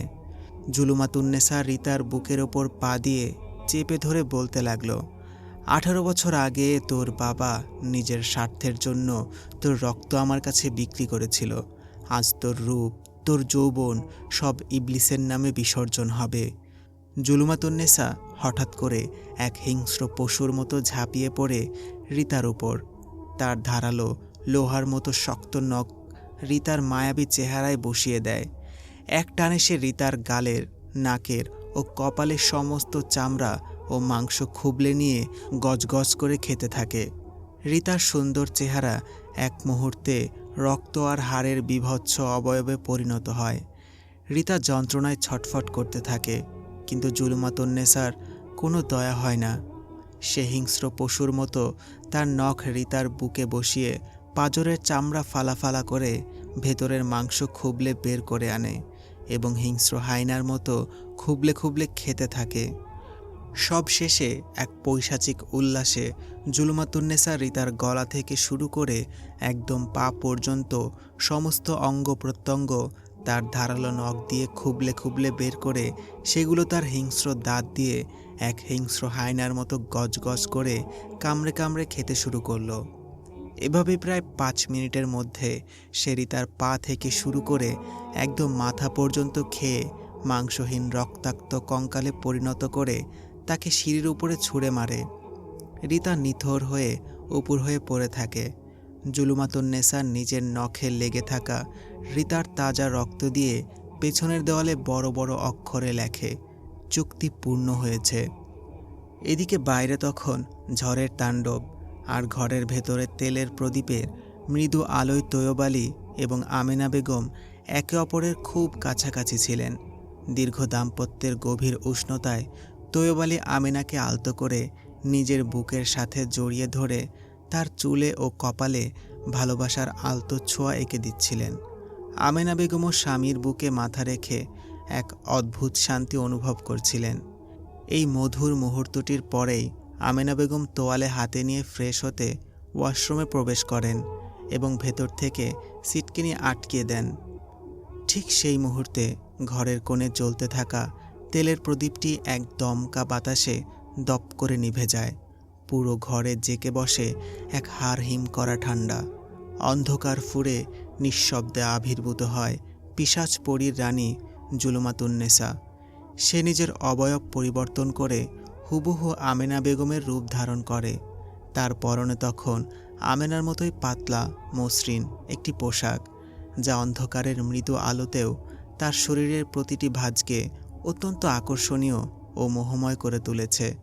সে ধীর পায়ে নূপুরের এক অদ্ভুত নিক্কণ তুলে বিছানায় বসে থাকা তৈয়ব আলীর দিকে এগিয়ে যায়। ছদ্মবেশী জুলুমাতুন্নেসা তৈয়ব আলীর খুব কাছে এসে বসে। তার বরফ শীতল আঙুলগুলো তৈয়ব আলীর চিবুক স্পর্শ করে ধীরে ধীরে তার গাল বেয়ে নিচে নেমে আসে। তৈয়ব আলী স্ত্রীর এই আকস্মিক ও গভীর উষ্ণ ছোঁয়া অনুভব করে শিউরে ওঠেন। জুলুমাতুন্নেসা তৈয়ব আলীর আরও কাছে ঘেঁষে আসে। তার উন্মুক্ত বাহু তৈয়ব আলীর গলার দুপাশে আলতো করে জড়িয়ে ধরে তার ঠোঁটের খুব কাছে নিজের ঠোঁট নিয়ে আসে। বাতাসে এক তীব্র মাথা ঘোরানো কামনা শক্তি সুবাস ছড়িয়ে পড়ে, যা তৈয়ব আলীর সমস্ত যুক্তিবোধকে অবশ করে দেয়। তৈয়ব আলী তীব্র মায়ায় অন্ধ হয়ে তার স্ত্রীরূপী জুলুমাতুন্নেসার কোমর জড়িয়ে ধরে নিজের কাছে টেনে নিতে নিতে বলেন, আরে আমেনা, তুমি না মাত্র ওয়াশরুমে ঢুকলে, এত দূরে বের হলে কিভাবে? আর তোমার এই রূপ, আজ হঠাৎ এমন গভীর ভালোবাসার শখ জাগলো যে? আগে তো কখনো এভাবে ডাকনি। ছদ্মবেশী জুলমাতুন্নেসা কোনো কথা না বলে আচমকা তৈয়ব আলীর ঠোঁটে নিজের মায়াবী ঠোঁট ছুঁয়ে তার বুকে নখ দিয়ে হালকা আঁচড় কাটতে কাটতে ফিসফিস করে বলতে লাগলো, এখন এত প্রশ্ন করো না তো, আজ রাতটা শুধু আমাদের। সব ভুলে আমাকে আগে শান্ত করো, আমাকে ঠান্ডা করো এখন। তৈয়ব আলী তার স্ত্রীর এই তীব্র আকর্ষণ ও মোহের ফাঁদে সম্পূর্ণ নিজেকে সঁপে দেন। তিনি জুলমাতুন্নেসাকে বিছানায় শুইয়ে দিয়ে তাকে শক্ত করে জড়িয়ে ধরেন। কামনার এক চরম ঘোরের মধ্যে তিনি যখন নিজেকে হারিয়ে ফেলছেন, ঠিক তখনই শুরু হয় এক বিভীষিকাময় রূপান্তর। আমেনারূপী পিশাচ পরীর শরীরের কোমল ত্বক হঠাৎ কুঁচকে কাঠ কয়লার মতো কালো হতে শুরু করে। তার চোখ দুটো কয়লার মতো লাল হয়ে জ্বলে ওঠে এবং তার ঠোঁটের আড়াল থেকে বের হয়ে আসে ধারালো করাতের মতো পৈশাচিক দাঁত। তৈয়ব আলী তীব্র আতঙ্কে হাড় কাঁপানো এক চিৎকারে অবশ গলায় বলে ওঠে, এ কি, তুমি আমেনা নও? তোমার মুখ, আমাকে ছাড়ো, বাঁচাও বাঁচাও বলে চিৎকার করতে শুরু করে। জুলমাতুন্নেসা পিচাস কণ্ঠে অট্ট হাসি দিয়ে বলতে লাগলো, তোর পাপের হিসাব দিতে হবে তৈয়ব আলী। যে কামনার চোখ দিয়ে তুই 18 বছর আগের চুক্তি লুকিয়েছিলি, আজ সেই চোখ আমি উপড়ে নেব। জুলমাতুন্নেসা কোনো দয়া না দেখিয়ে তার লোহার মতো শক্ত ও ধারালো নখ তৈয়ব আলীর বুকে বসিয়ে দেয়। এক টানে তার পাঁজরের চামড়া ফালাফালা করে সে অত্যন্ত নিষ্ঠুরভাবে তৈয়ব আলীর চোখ দুটি কোটর থেকে উপড়ে বাইরে বের করে আনে। তৈয়ব আলী নিজের রক্তে নিজে ভেসে মেঝেতে লুটিয়ে পড়ে নিথর হয়ে যান। জুলমাতুন্নেসা এবার মেঝের রক্তের উপর দাঁড়িয়ে নিজের পিশাচি রূপটি আবার বদলে ফেলল। চোখের পলকে সে ধারণ করল হুবহু মৃত তৈয়ব আলীর অবয়ব। ঠিক তখনই ওয়াশরুমের ভেতর জলের শব্দ বন্ধ হলো এবং ভেতরের সিটকিনি খোলার শব্দ শোনা গেল। ওয়াশরুমের দরজা খুলে ফ্রেশ হয়ে বের হলেন আসল আমেনা বেগম। তিনি তোয়ালে দিয়ে নিজের মুখ ও হাত মুছতে মুছতে ঘরে পা রাখলেন। ঘরের অন্ধকার কোণে খাটের পাশে স্বামীকে দাঁড়িয়ে থাকতে দেখে তিনি মৃদু হাসলেন। মেঝের অন্ধকার অংশে যে তার স্বামীর আসল রক্তাক্ত নিথর দেহটি পড়ে আছে তা তার নজরেই পড়েনি। আমেনা বেগম তোয়ালেটা পাশে সরিয়ে রেখে মুচকি হেসে বললেন, কি ব্যাপার, বিছানায় না গিয়ে দরজার পাশে ওভাবে মূর্তির মতো দাঁড়িয়ে আছো কেন? শুয়ে পড়বে না? ছদ্মবেশী জুলমাতুন্নেসা ধীর পায়ে আমেনার দিকে এগিয়ে গিয়ে আচমকা তার কোমর জড়িয়ে ধরে, নিজের বুকের সাথে মিশিয়ে নেয় আর বলে ওঠে, তোমাকে ওয়াশরুমে যাওয়ার পর থেকেই খুব মনে পড়ছিল আমেনা। আজ রাতে তোমাকে অনেক বেশি মায়াবী লাগছে। ছদ্মবেশী পিশাচ পরি আমেনার চিবুক ছুঁয়ে তার মুখটি উপরে তোলে এবং তার ঘাড়ে ও পিঠে হাত বোলাতে লাগল। আমেনা বেগম স্বামীর এই আকস্মিক ও তীব্র আচরণে শিউরে ওঠেন এবং কিছুটা লজ্জিত হয়ে মুচকি মুচকি হাসতে লাগলেন। আমেনা বেগম স্বামীর বুকের ওপর হাত রেখে বললেন, কিছুক্ষণ আগেই তো একবার হলো, মাত্রই তো ফ্রেশ হয়ে এলাম। তোমার দেখি আজ শখের শেষ নেই, আগে তো কখনো এমন পাগলামি করনি। ছদ্মবেশী জুলমাতুন্নেসা ঠোঁটের কোণে এক রহস্যময় হাসি ফুটিয়ে আমেনাকে সোজা বিছানায় শুইয়ে দিল আর বলল, মানুষের জীবনের শেষ শখ তো যে কোনো সময় আসতে পারে। আমেনা, এসো। জুলমাতুন্নেসা আমেনার উপর চেপে বসে তাকে শক্ত করে জড়িয়ে ধরে। আমেনা যখন স্বামীর ভালোবাসায় নিজেকে সঁপে দেওয়ার জন্য চোখ বন্ধ করেন, ঠিক সেই সময় তৈয়ব আলীর রূপটি কর্পূরের মতো উবে যায়। চোখের পলকে সেখানে আবির্ভূত হয় ভয়ঙ্কর সেই পিশাচপরি জুলমাতুন্নেসা। তার লম্বা কালো নখ সোজা গিয়ে আমেনার গলায় তীরের মতো বিঁধে যায়। আমেনা বেগম চোখ বড় বড় করে তীব্র আতঙ্কে গোঙাতে গোঙাতে বলে ওঠে, ওগো, তুমি তুমি কে? আমার স্বামী কোথায়? জুলমাতুন্নেসা আমেনাকে এক ঝটকায় খাটের সাথে পিষে ধরে বলতে লাগলো, তোর স্বামী এখন নরকের দরজায়, এবার তোর পালা। জুলমাতুন্নেসা এক হিংস্র পশুর মতো তার ধারালো হাত দিয়ে আমেনা বেগমের বুক চিরে তার হৃৎপিণ্ডটি বের করে ফেলে। হৃৎপিণ্ডটি কাঁচা চিবিয়ে খেতে থাকে এবং অত্যন্ত নিখুঁতভাবে তার চোখ দুটি উপড়ে নেয়। এরপর তৈয়ব আলী ও আমেনা বেগম উভয়ের রক্তাক্ত নিথর দেহ টেনে নিয়ে ড্রয়িং রুমের সিলিং ফ্যানের সাথে ঝুলিয়ে দেয়। তারপর ফারহানের বিবস্ত্র নিথর দেহটি তার রুম থেকে টানতে টানতে নিয়ে এসে তার বাবা মায়ের ঝুলে থাকা লাশের ঠিক নিচে ফেলে রাখে। তারপর আচমকা এক দমকা বাতাসের সাথে সে মিলিয়ে যায়। দৃশ্য পরিবর্তন। সময় তখন বিকেল 4টে। আকাশটা তখনও কালচে মেঘে ঢাকা। ঘরের ভেতরে এক গুমোট স্যাঁতস্যাঁতে অন্ধকার লেপ্টে আছে। তোয়া নিজের অন্ধকার শোবার ঘরে বসে বিছানার উপর পা গুটিয়ে সেই নতুন আইফোনটি দেখছিল। দামি ফোনের স্ক্রিনের আলো তার মুখে এসে পড়ছিল। ঠিক তখনই কোনো বাতাস ছাড়াই ঘরের ভেতরের তাপমাত্রা হঠাৎ মাইনাসে নেমে গেল। তোয়ার নিঃশ্বাস বরফ হয়ে ধোয়ার মতো মুখ থেকে বের হতে লাগলো। সে এক অদ্ভুত অস্বস্তি নিয়ে জানালা দিয়ে বাইরে তাকাতেই দেখল রাস্তার জংধরা ল্যাম্পপোস্টের নিচে বাইক নিয়ে ফারহান দাঁড়িয়ে আছে। ফারহানের পরনে কুচকুচে কালো পোশাক, আর সে তোয়ার দিকে তাকিয়ে এক রহস্যময় হাসি হাসছে। ঠিক সেই মুহূর্তে তোয়ার ডান কানের খুব কাছে ঘরের অন্ধকার কোণ থেকে এক অতি প্রাকৃতিক, মায়াবী ও মাদকতাময় নারীকণ্ঠ ফিসফিসিয়ে উঠল। সেই কণ্ঠস্বর এত মধুর অথচ এত বিষাক্ত ছিল যে এক নিমিষেই তোয়ার ভেতরের সমস্ত মানবিক চেতনা অবশ হয়ে গেল। অদৃশ্য কণ্ঠ, যাও তোয়া, ফারহান তোমাকে কত ভালোবাসে। তোমার এই সুন্দর যৌবন, এই সুন্দর শরীরটা ফারহানের চরণে উৎসর্গ করো। এই হিজাব ফেলে দাও তোয়া, হিজাবে তোমাকে মানায় না। এই সুন্দর চেহারাকে কাপড়ের আড়ালে লুকিয়ে রাখা পাপ। তোয়ার চোখের মণি দুটো এক ঝটকায় সম্পূর্ণ উল্টে গিয়ে কুচকুচে সাদা হয়ে গেল।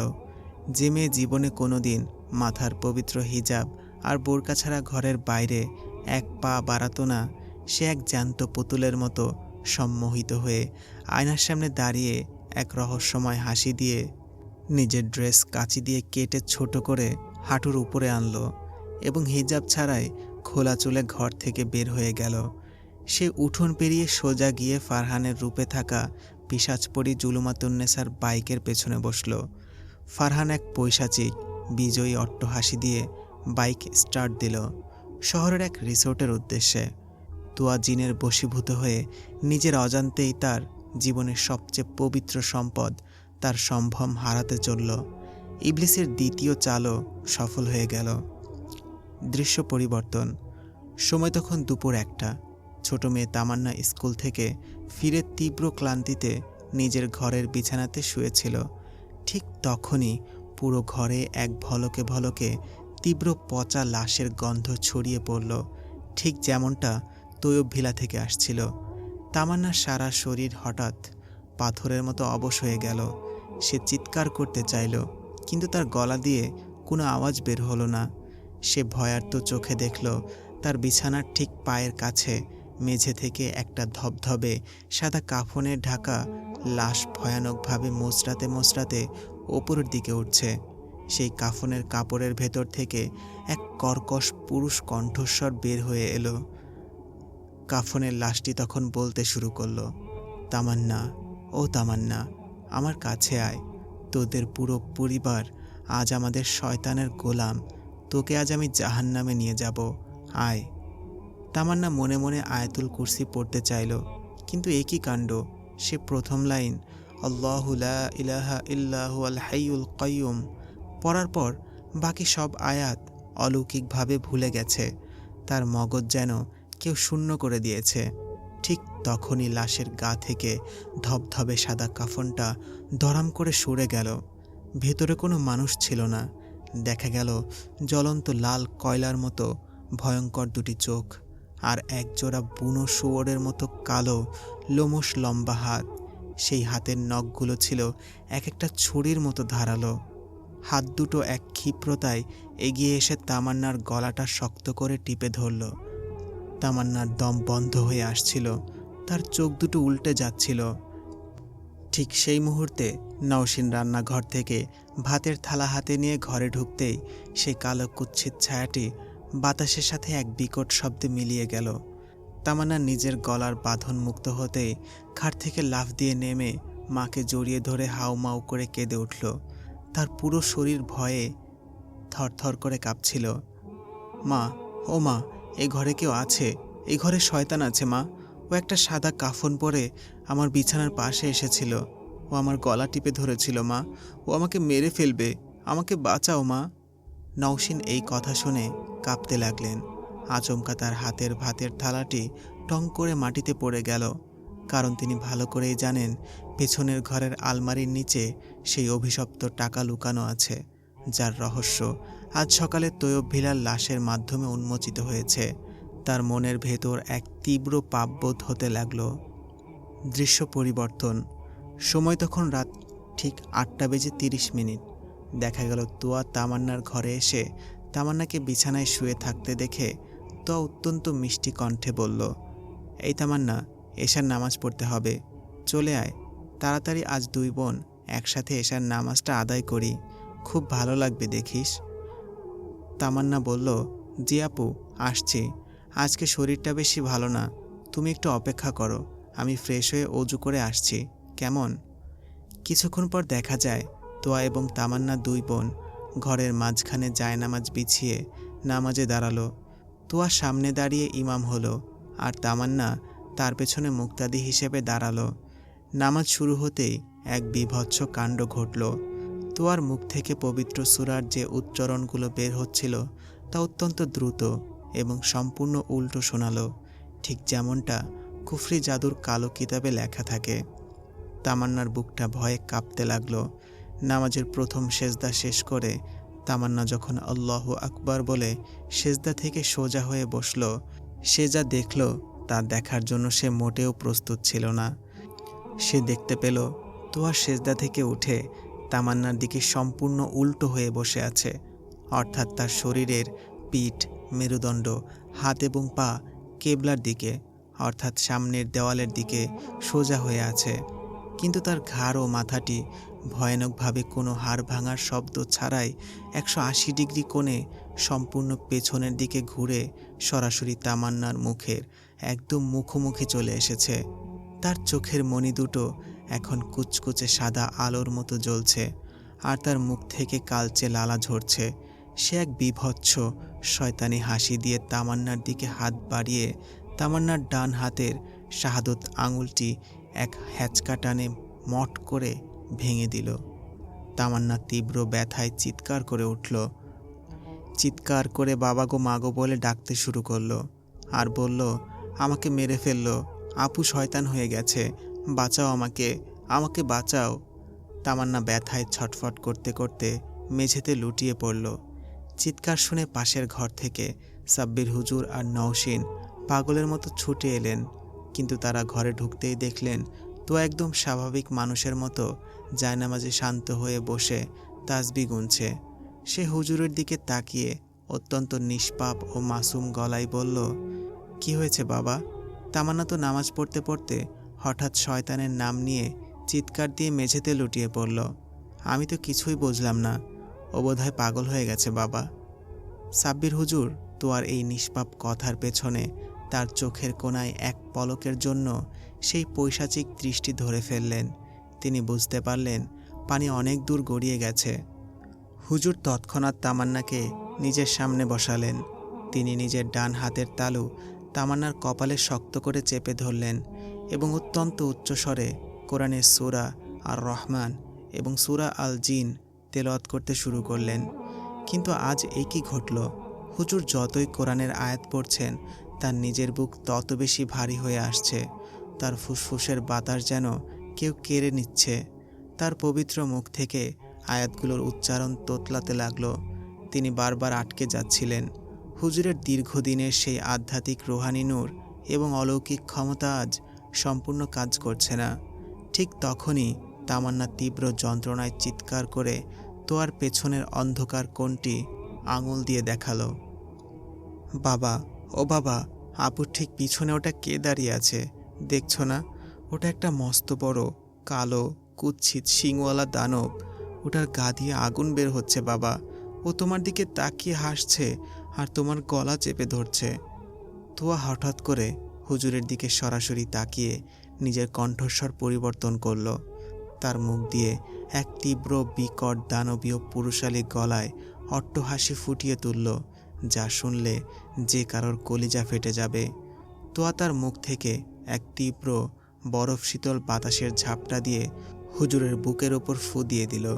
সেই পৈশাচিক শক্তির তীব্র ধাক্কায় সাব্বির হুজুর প্রায় 5 ফুট দূরে ছিটকে গিয়ে পেছনের দেওয়ালে সজোরে আছড়ে পড়লেন। দেওয়ালে ধাক্কা লেগে তার মাথার পেছনটা কেটে রক্ত বের হয়ে এলো এবং তিনি এক ভয়ঙ্কর আর্তনাদ করে মেঝের ওপর সম্পূর্ণ অজ্ঞান হয়ে লুটিয়ে পড়লেন। দৃশ্য পরিবর্তন।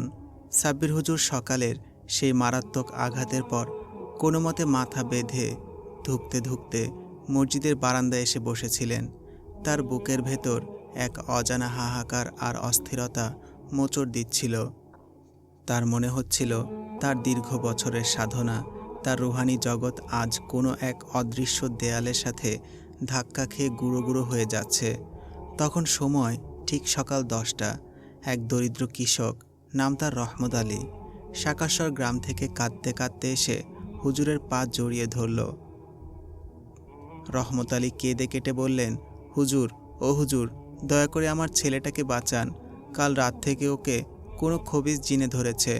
ও নিজের জিভ কামড়ে ছিঁড়ে ফেলতে চাচ্ছে। গ্রামের কোনো কবিরাজ ওর বাঁধন ধরে রাখতে পারছে না। আপনি ছাড়া ওকে বাঁচানোর আর কেউ নেই হুজুর, দয়া করে চলুন।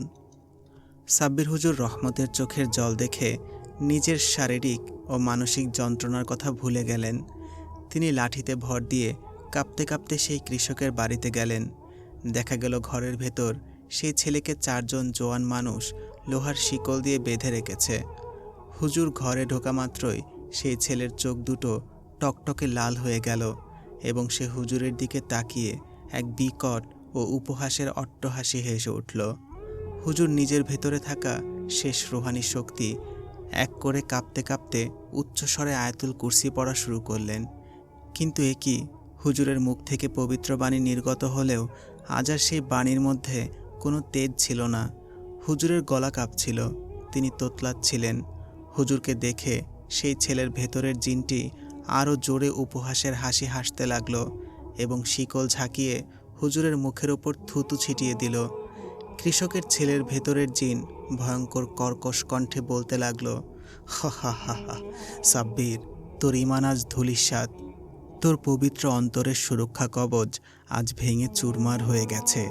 তুই নিজে তোর পুরো পরিবার নিয়ে হারাম রিজিকে পেট ভরেছিস, আর আজ আমাদের পবিত্র আল্লাহর কালাম দিয়ে পোড়াতে এসেছিস। তোর কোনো দোয়া, তোর কোনো তেলাওয়াত আর কোনো দিন আল্লাহর পবিত্র দরবারে কবুল হবে না। তুই নিজে এখন অপবিত্র, তুই ইবলিসের গোলাম। যা এখান থেকে, নিজের ঘর সামলা গিয়ে যা। এরপর হা হা করে হাসতে শুরু করলো। হুজুর জীবনের সবচেয়ে বড় ধাক্কাটি খেলেন। তিনি চরম অপমানিত হয়ে কাঁপতে কাঁপতে মসজিদ প্রাঙ্গণে ফিরে এলেন। বটগাছের নিচে পাথরের মতো বসে তিনি অঝরে কাঁদতে লাগলেন। তার মনে শুধু একটা প্রশ্ন ঘুরপাক খাচ্ছিল, আমার ঘরে হারাম অন্ন কোথা থেকে এলো? নওশীন তো বলল ঢাকার পাইকারি ব্যবসায়ী টাকা দিয়ে গেছে। ঠিক তখনই কাকতালীয়ভাবে কালিয়াকৈর কাপড়ের বাজারের সেই মূল পাইকারি ব্যবসায়ী জনাব আলতাফ সাহেব মসজিদ প্রাঙ্গণের সামনের রাস্তা দিয়ে যাচ্ছিলেন। হুজুর তাকে দেখে এক লাফে দাঁড়িয়ে গেলেন এবং দ্রুত পায়ে তার সামনে গিয়ে দাঁড়ালেন। সাব্বির হুজুর উদ্বিগ্ন ও ব্যাকুল গলায় বললেন, আলতাফ ভাই সাহেব, আসসালামু আলাইকুম। আপনাকে অনেক ধন্যবাদ ভাই। আমাদের এই চরম অভাব আর বিপদের সময় আপনি গত 2 দিন আগে দুপুরবেলা আমার স্ত্রী নওশীনের দোকান থেকে সব ওমরা আর হজের দামি কাপড় একবারে চড়া মূল্যে অগ্রিম টাকা দিয়ে কিনে নিয়েছেন। আপনার এই ঋণ আমি কোনোদিন শোধ করতে পারবো না ভাই। আলতাফ সাহেব হুজুরের কথা শুনে আকাশ থেকে পড়লেন। তিনি তার চশমাটা ঠিক করে অত্যন্ত বিস্ময় ও গম্ভীর চোখে হুজুরের দিকে তাকালেন। কি বলছেন সাব্বির হুজুর, আপনার মাথা ঠিক আছে তো? আমি তো গত 1 মাস ধরে ঢাকা থেকে কালিয়া করেই আসিনি, আর আপনার স্ত্রী নওশীনের দোকান থেকে একটা সুতোও কিনিনি। আমি কেন হঠাৎ এত কাপড় কিনতে যাব? আপনার দোকানে তো শেষ কবে ভালো কাপড় উঠেছে তাও আমি জানি না। কে বলল আপনাকে এই কথা? হুজুরের মাথার ভেতর যেন এই মুহূর্তে 1000টা পারমাণবিক বোমা একসাথে বিস্ফোরিত হলো। তার চারপাশের পৃথিবীটা ভন ভন করে ঘুরতে লাগলো। তার চোখের সামনে ভেসে উঠল তৈয়ব ভিলার দেয়ালে রক্তের অক্ষরে লেখা সেই বাক্য। চুক্তি পূর্ণ হয়েছে। হুজুর 1 সেকেন্ডেই বুঝতে পারলেন নওশীন তার সাথে জীবনের সবচেয়ে বড় ও চরম মিথ্যা কথাটি বলেছে। ওই 5 লাখ টাকা কোনো কাপড়ের ব্যবসার নয়। হুজুর তীব্র ক্রোধ, উন্মাদনা আর চরম আতঙ্ক নিয়ে এক ঝড়ের বেগে নিজের বাড়ির দিকে দৌড়ালেন। তার পায়ের নিচের মাটি যেন কাঁপছিল। তিনি ঘরে ঢোকা মাত্রই নওশীনকে ডাইনিং রুমে দেখতে পেলেন। হুজুর কোনো দয়ামায়াহীন এক হিংস্র পশুর মতো এগিয়ে গিয়ে নওশীনের মাথার চুলগুলো মুঠো করে শক্ত করে চেপে ধরলেন এবং তাকে মেঝের ওপর টেনে হিঁচড়ে আছাড় মারলেন। বজ্রকণ্ঠে বলে ওঠেন, নওশীন, আজ যদি তুমি সত্য কথা না বলো তবে এই ঘরের ভেতর আজ আমি তোমাকে মেরেই ফেলব। সত্যি করে বলো, ওই 5 লাখ টাকা তুমি কোথায় পেয়েছ? কে দিয়েছে তোমাকে এই অভিশপ্ত টাকা? নওশীন মেঝেতে হাঁটু গেড়ে বসে হুজুরের এই রুদ্রমূর্তি দেখে ভয়ে প্রস্রাব করার উপক্রম হলেন। তিনি বুঝতে পারলেন আর লুকানোর কোনো পথ নেই। তিনি নিজের বুকে চাপড়াতে চাপড়াতে ঢুকরে কেঁদে উঠলেন। নওশীন কেঁদে কেঁদে বলতে লাগলেন, আমাকে মাফ করে দাও হুজুর, আমি লোভের মুখে পড়ে মহাপাপ করেছি। ওই টাকা তৈয়ব আলীর সেই মরা মেয়ে রীতা গতকাল সকালে জ্যান্ত মানুষ সেজে আমাদের বাড়িতে এসে আমার হাতে দিয়ে গিয়েছিল আমাদের মেয়ে দুটোর জীবন বাঁচানোর জন্য। পাওনাদারদের হাত থেকে বাঁচার জন্য আমি আমার লোভ সামলাতে পারিনি হুজুর। আমি ওই অভিশপ্ত শয়তানের টাকা নিজের হাত দিয়ে ছুঁয়েছি। আমাকে মাফ করো হুজুর, আমাকে মাফ করো। সাব্বির হুজুর নিজের মাথায় 2 হাত দিয়ে মাটিতে বসে পড়ে এক তীব্র চিৎকার দিয়ে বলে উঠলেন, সর্বনাশ হয়ে গেছে নওশীন, তুমি আমাদের পুরো পরিবারকে জ্যান্ত জাহান্নামের আগুনে ফেলে দিলে। ওই হারাম টাকা দিয়ে কেনা খাসির মাংস আর পোলা আমাদের পেটে গেছে। ওই অপবিত্র অন্ন রক্তে মিশে আজ আমার আল্লাহর পবিত্র কালামের সমস্ত শক্তি, সমস্ত নূর নষ্ট হয়ে গেছে। শয়তান আমাদের ঘরে ঢুকে গেছে নওশীন। আজ আমাদের আর কোনো সুরক্ষা কবচ নেই। ঠিক সেই মুহূর্তে হুজুরের সে আর্তনাদের রেশ কাটতে না কাটতেই পাশের ঘর থেকে বড় মেয়ে তোয়ার তীব্র গলগল করে বমি করার শব্দ শোনা গেল। সেই বমির শব্দের সাথে এক অদ্ভুত পচা গন্ধ বের হচ্ছিল। হুজুর আর নওশীন পাগলের মতো দৌড়ে তোয়ার শোবার ঘরে গেলেন। ঘরে গিয়ে তারা যা দেখলেন তাতে নওশীনের কলিজা যেন ছিঁড়ে গেল। তোয়া মেঝের ওপর উপুর হয়ে কুচকুচে কালচে রক্ত বমি করছে আর তার সারা শরীর থরথর করে কাঁপছে। আর ডাইনিং টেবিলের ওপর পড়ে আছে একটি প্লাস্টিকের নতুন প্রেগন্যান্সি টেস্ট কিট। তাতে স্পষ্ট টকটকে 2টো লাল দাগ জ্বলজ্বল করছে। তোয়া অবিবাহিত কুমারী মেয়ে, কিন্তু সে আজ গর্ভবতী। নওশীন তোয়ার ওপর ঝাঁপিয়ে পড়ে তার গালে থাপ্পড় মারতে মারতে বলতে লাগলেন, তোয়া, ওরে তোয়া, এটা কি দেখছি আমি? তুই কার সাথে এই মহাপাপ করলি? কার সাথে তুই শুয়েছিস? আমাদের এই পবিত্র আলেম পরিবারের মুখ তুই এভাবে পুরালি কেন রে মুখ পুরি? তোয়া কেঁদে কেঁদে বলতে লাগলো, মা, আমি আল্লাহর কসম খেয়ে বলছি, আমি কিচ্ছু জানি না। আমার শুধু মনে আছে আমি কাল বিকেলে ঘরে বসে ওই নতুন ফোনটা দেখছিলাম। তারপর হঠাৎ আমার সারা শরীর বরফের মতো অবশ হয়ে যায়। আমার মাথা আর কাজ করছিল না। আমি কিভাবে নিজের পায়ে হেঁটে হেঁটে ফারহানের বাইকে উঠে ফারহানের সাথে সেই রিসোর্টে গেলাম। সে আমার শরীরের সাথে কি বীভৎস অত্যাচার করলো আমার কিচ্ছু মনে নেই মা। আমি কোনো পাপ করতে চাইনি মা, আমি পাপী নই মা। তোয়ার কথা শেষ হওয়া মাত্র নওশীন প্রচণ্ড আতঙ্কে আঁতকে উঠে বলে ওঠেন, তুই সব কি বলছিস? ফারহান ও তার পুরো পরিবার তো মারা গেছে আজ 3 দিন হলো। তাহলে ফারহানের রূপে ওটা কে ছিল? নওশীনের কথা শুনে তোয়ার গায়ের রক্ত যেন মুহূর্তে জমে বরফ হয়ে গেল। ফারহান 3 দিন আগেই মারা গেছে? তাহলে যে মানুষটার বাইকের পেছনে বসে সে সেদিন, তাহলে সেটা কে ছিল? স্মৃতির পাতাগুলো তোয়ার চোখের সামনে ঝাপসা কুয়াশার মতো খুলতে লাগলো। অবশ মগজের ভেতর ধীরে ধীরে স্পষ্ট হতে লাগলো সেই রাতের সেই অভিশপ্ত মুহূর্তগুলো। বাইক যখন শহরের শেষ প্রান্তে এসে থামল, তখন চারপাশের রাস্তাঘাট ছিল সম্পূর্ণ নিস্তব্ধ ও শুনশান। জংধরা ল্যাম্পপোস্টের আবছা হলুদ আলোয় সেই পুরনো রিসোর্টটিকে কোনো পরিত্যক্ত ভুতুরে বাড়ির মতো দেখাচ্ছিল। তোয়া তখনও সম্পূর্ণ জিনের বশীভূত। এক জ্যান্ত পুতুলের মতো নিথর হয়ে বসেছিল ফারহানের বাইকের পেছনে। তার চোখের মণি দুটো কুচকুচে সাদা, চেহারায় কোনো মানবিক অনুভূতি বা ভয়ের রেশমাত্র নেই। ফারহানের ছদ্মবেশে থাকা পিশাচ রানী জুলুমাতুন্নেসা বাইক থেকে নেমে তোয়ার অবশ হাতটি নিজের বরফ শীতল হাতের মুঠোয় নিল। সেই স্পর্শে কোনো মানুষের উষ্ণতা ছিল না, ছিল এক তীব্র পৈশাচিক টান। জুলুমাতুন্নেসার টানে তোয়া এক কাঠের পুতুলের মতো পা বাড়িয়ে রিসোর্টের মূল ফটকের দিকে এগিয়ে গেল। তাদের রিসোর্টের করিডোরে পা রাখার সাথে সাথেই চারপাশের বাতাস যেন এক অশুভ নিস্তব্ধতায় থমকে গেল। কাউন্টারে বসে থাকা লোকটা একবারও তাদের দিকে তাকিয়ে দেখার সাহস পেল না, কারণ তাদের চারপাশ ঘিরে এক অদ্ভুত কালো কুয়াশা আর তীব্র শীতলতা ছড়িয়ে পড়ছিল। করিডোরের দেয়ালে তাদের যে ছায়া পড়ছিল তা কোনো মানুষের অবয়ব ছিল না, বরং এক বিকৃত ডানাওয়ালা পিশাচের দীর্ঘ ছায়া যেন দেয়াল বেয়ে উঠছিল। তোয়াকে নিয়ে ছদ্মবেশী পিশাচপরি অত্যন্ত ধীর ও শব্দহীন পায়ে দোতলার শেষ প্রান্তের নির্জন ঘরটির সামনে এসে দাঁড়ালো।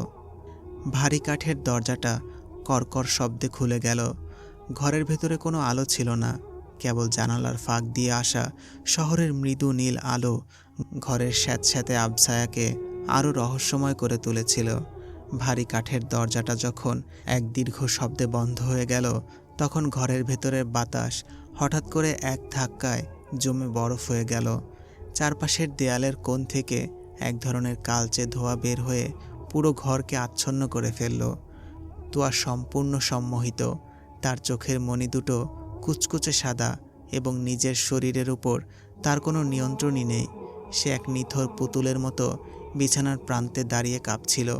ফারহানের ছদ্মবেশে থাকা পিশাচ রানী জুলুমাতুন্নেসা অত্যন্ত ধীর শব্দহীন পায়ে তোয়ার ঠিক সামনে এসে দাঁড়ালো। তোয়া তখন বলে উঠল, আমার চারপাশটা এত অন্ধকার কেন ফারহান?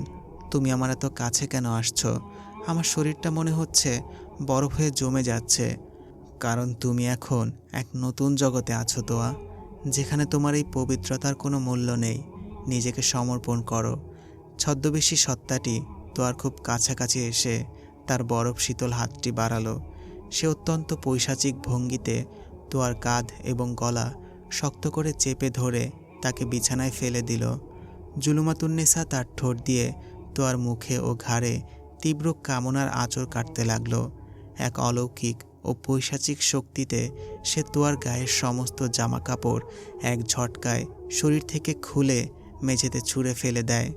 তোয়ার ফর্সা অনাবৃত দেহের প্রতিটি ভাঁজের গঠন ও রং সে আবছা নীল আলোয় কুয়াশার মতো জ্বলজ্বল করতে থাকে। তোয়া এক তীব্র অবশকারী ঘোরের মধ্যে চোখ বন্ধ করে আর্তনাদ করে উঠল। আমার খুব কষ্ট হচ্ছে, আমার বুকের ভেতরটা যেন ছিঁড়ে যাচ্ছে। তুমি আমার সাথে কি করছো ফারহান? জুলুমাতুন্নেসা তোয়ার সম্পূর্ণ অবশ শরীরের ওপর নিজের পৈশাচিক শক্তির পূর্ণ বিস্তার ঘটালো। জুলুমাতুন্নেসা এবার তার কালো জাদুর চূড়ান্ত রূপ প্রয়োগ করে তোয়ার কুমারিত্ব ও পবিত্রতার উপর তীব্র পৈশাচিক আঘাত হানল। এই অতি প্রাকৃতিক মিলনের তীব্র অত্যাচারে ও পৈশাচিক ক্ষমতার বল প্রয়োগে তোয়ার শরীর থেকে রক্তক্ষরণ শুরু হলো। টকটকে লাল রক্ত বিছানার চাদর বেয়ে মেঝেতে গড়িয়ে পড়ল। দেয়ালের কালো ছায়াগুলো যেন জ্যান্ত হয়ে সেই রক্ত শুষে নিতে লাগল। দীর্ঘ প্রায় 3 ঘণ্টা ব্যাপী এই পৈশাচিক অত্যাচার চলার পর তোয়া সম্পূর্ণ নিস্তেজ ও রক্তাক্ত অবস্থায় বিছানায় পড়ে রইল। হুট করে ঘরের সেই মায়াবী আবহাওয়া কেটে গিয়ে এক তীব্র পচা দুর্গন্ধ ছড়িয়ে পড়ল। ফারহানের অবয়বটি কাঁপতে কাঁপতে গলে গলে এবং এক বিশাল কুচকুচে কালো ডানাওয়ালা পিশাচের রূপ নিল। জুলুমাতুন্নেসা বিছানায় পড়ে থাকা রক্তাক্ত তোয়ার দিকে তাকিয়ে এক বিকট অট্টহাসি দিয়ে বলে উঠল, ইবলিসের দ্বিতীয় চালও সফল হলো। এই পবিত্র বংশের কুমারী রক্ত আজ অপবিত্র হলো। জুলুমাতুন্নেসার ডানা ঝাপটে জানালার কাঁচ ভেঙে রাতের অন্ধকারের সাথে মিলিয়ে গেল। ঘরের ভেতরের কালচে ধোঁয়া কেটে যেতে শুরু করলো, আর বিছানায় পড়ে রইল তোয়ার রক্তাক্ত, অবশ ও সম্পূর্ণরূপে বিধ্বস্ত শরীর।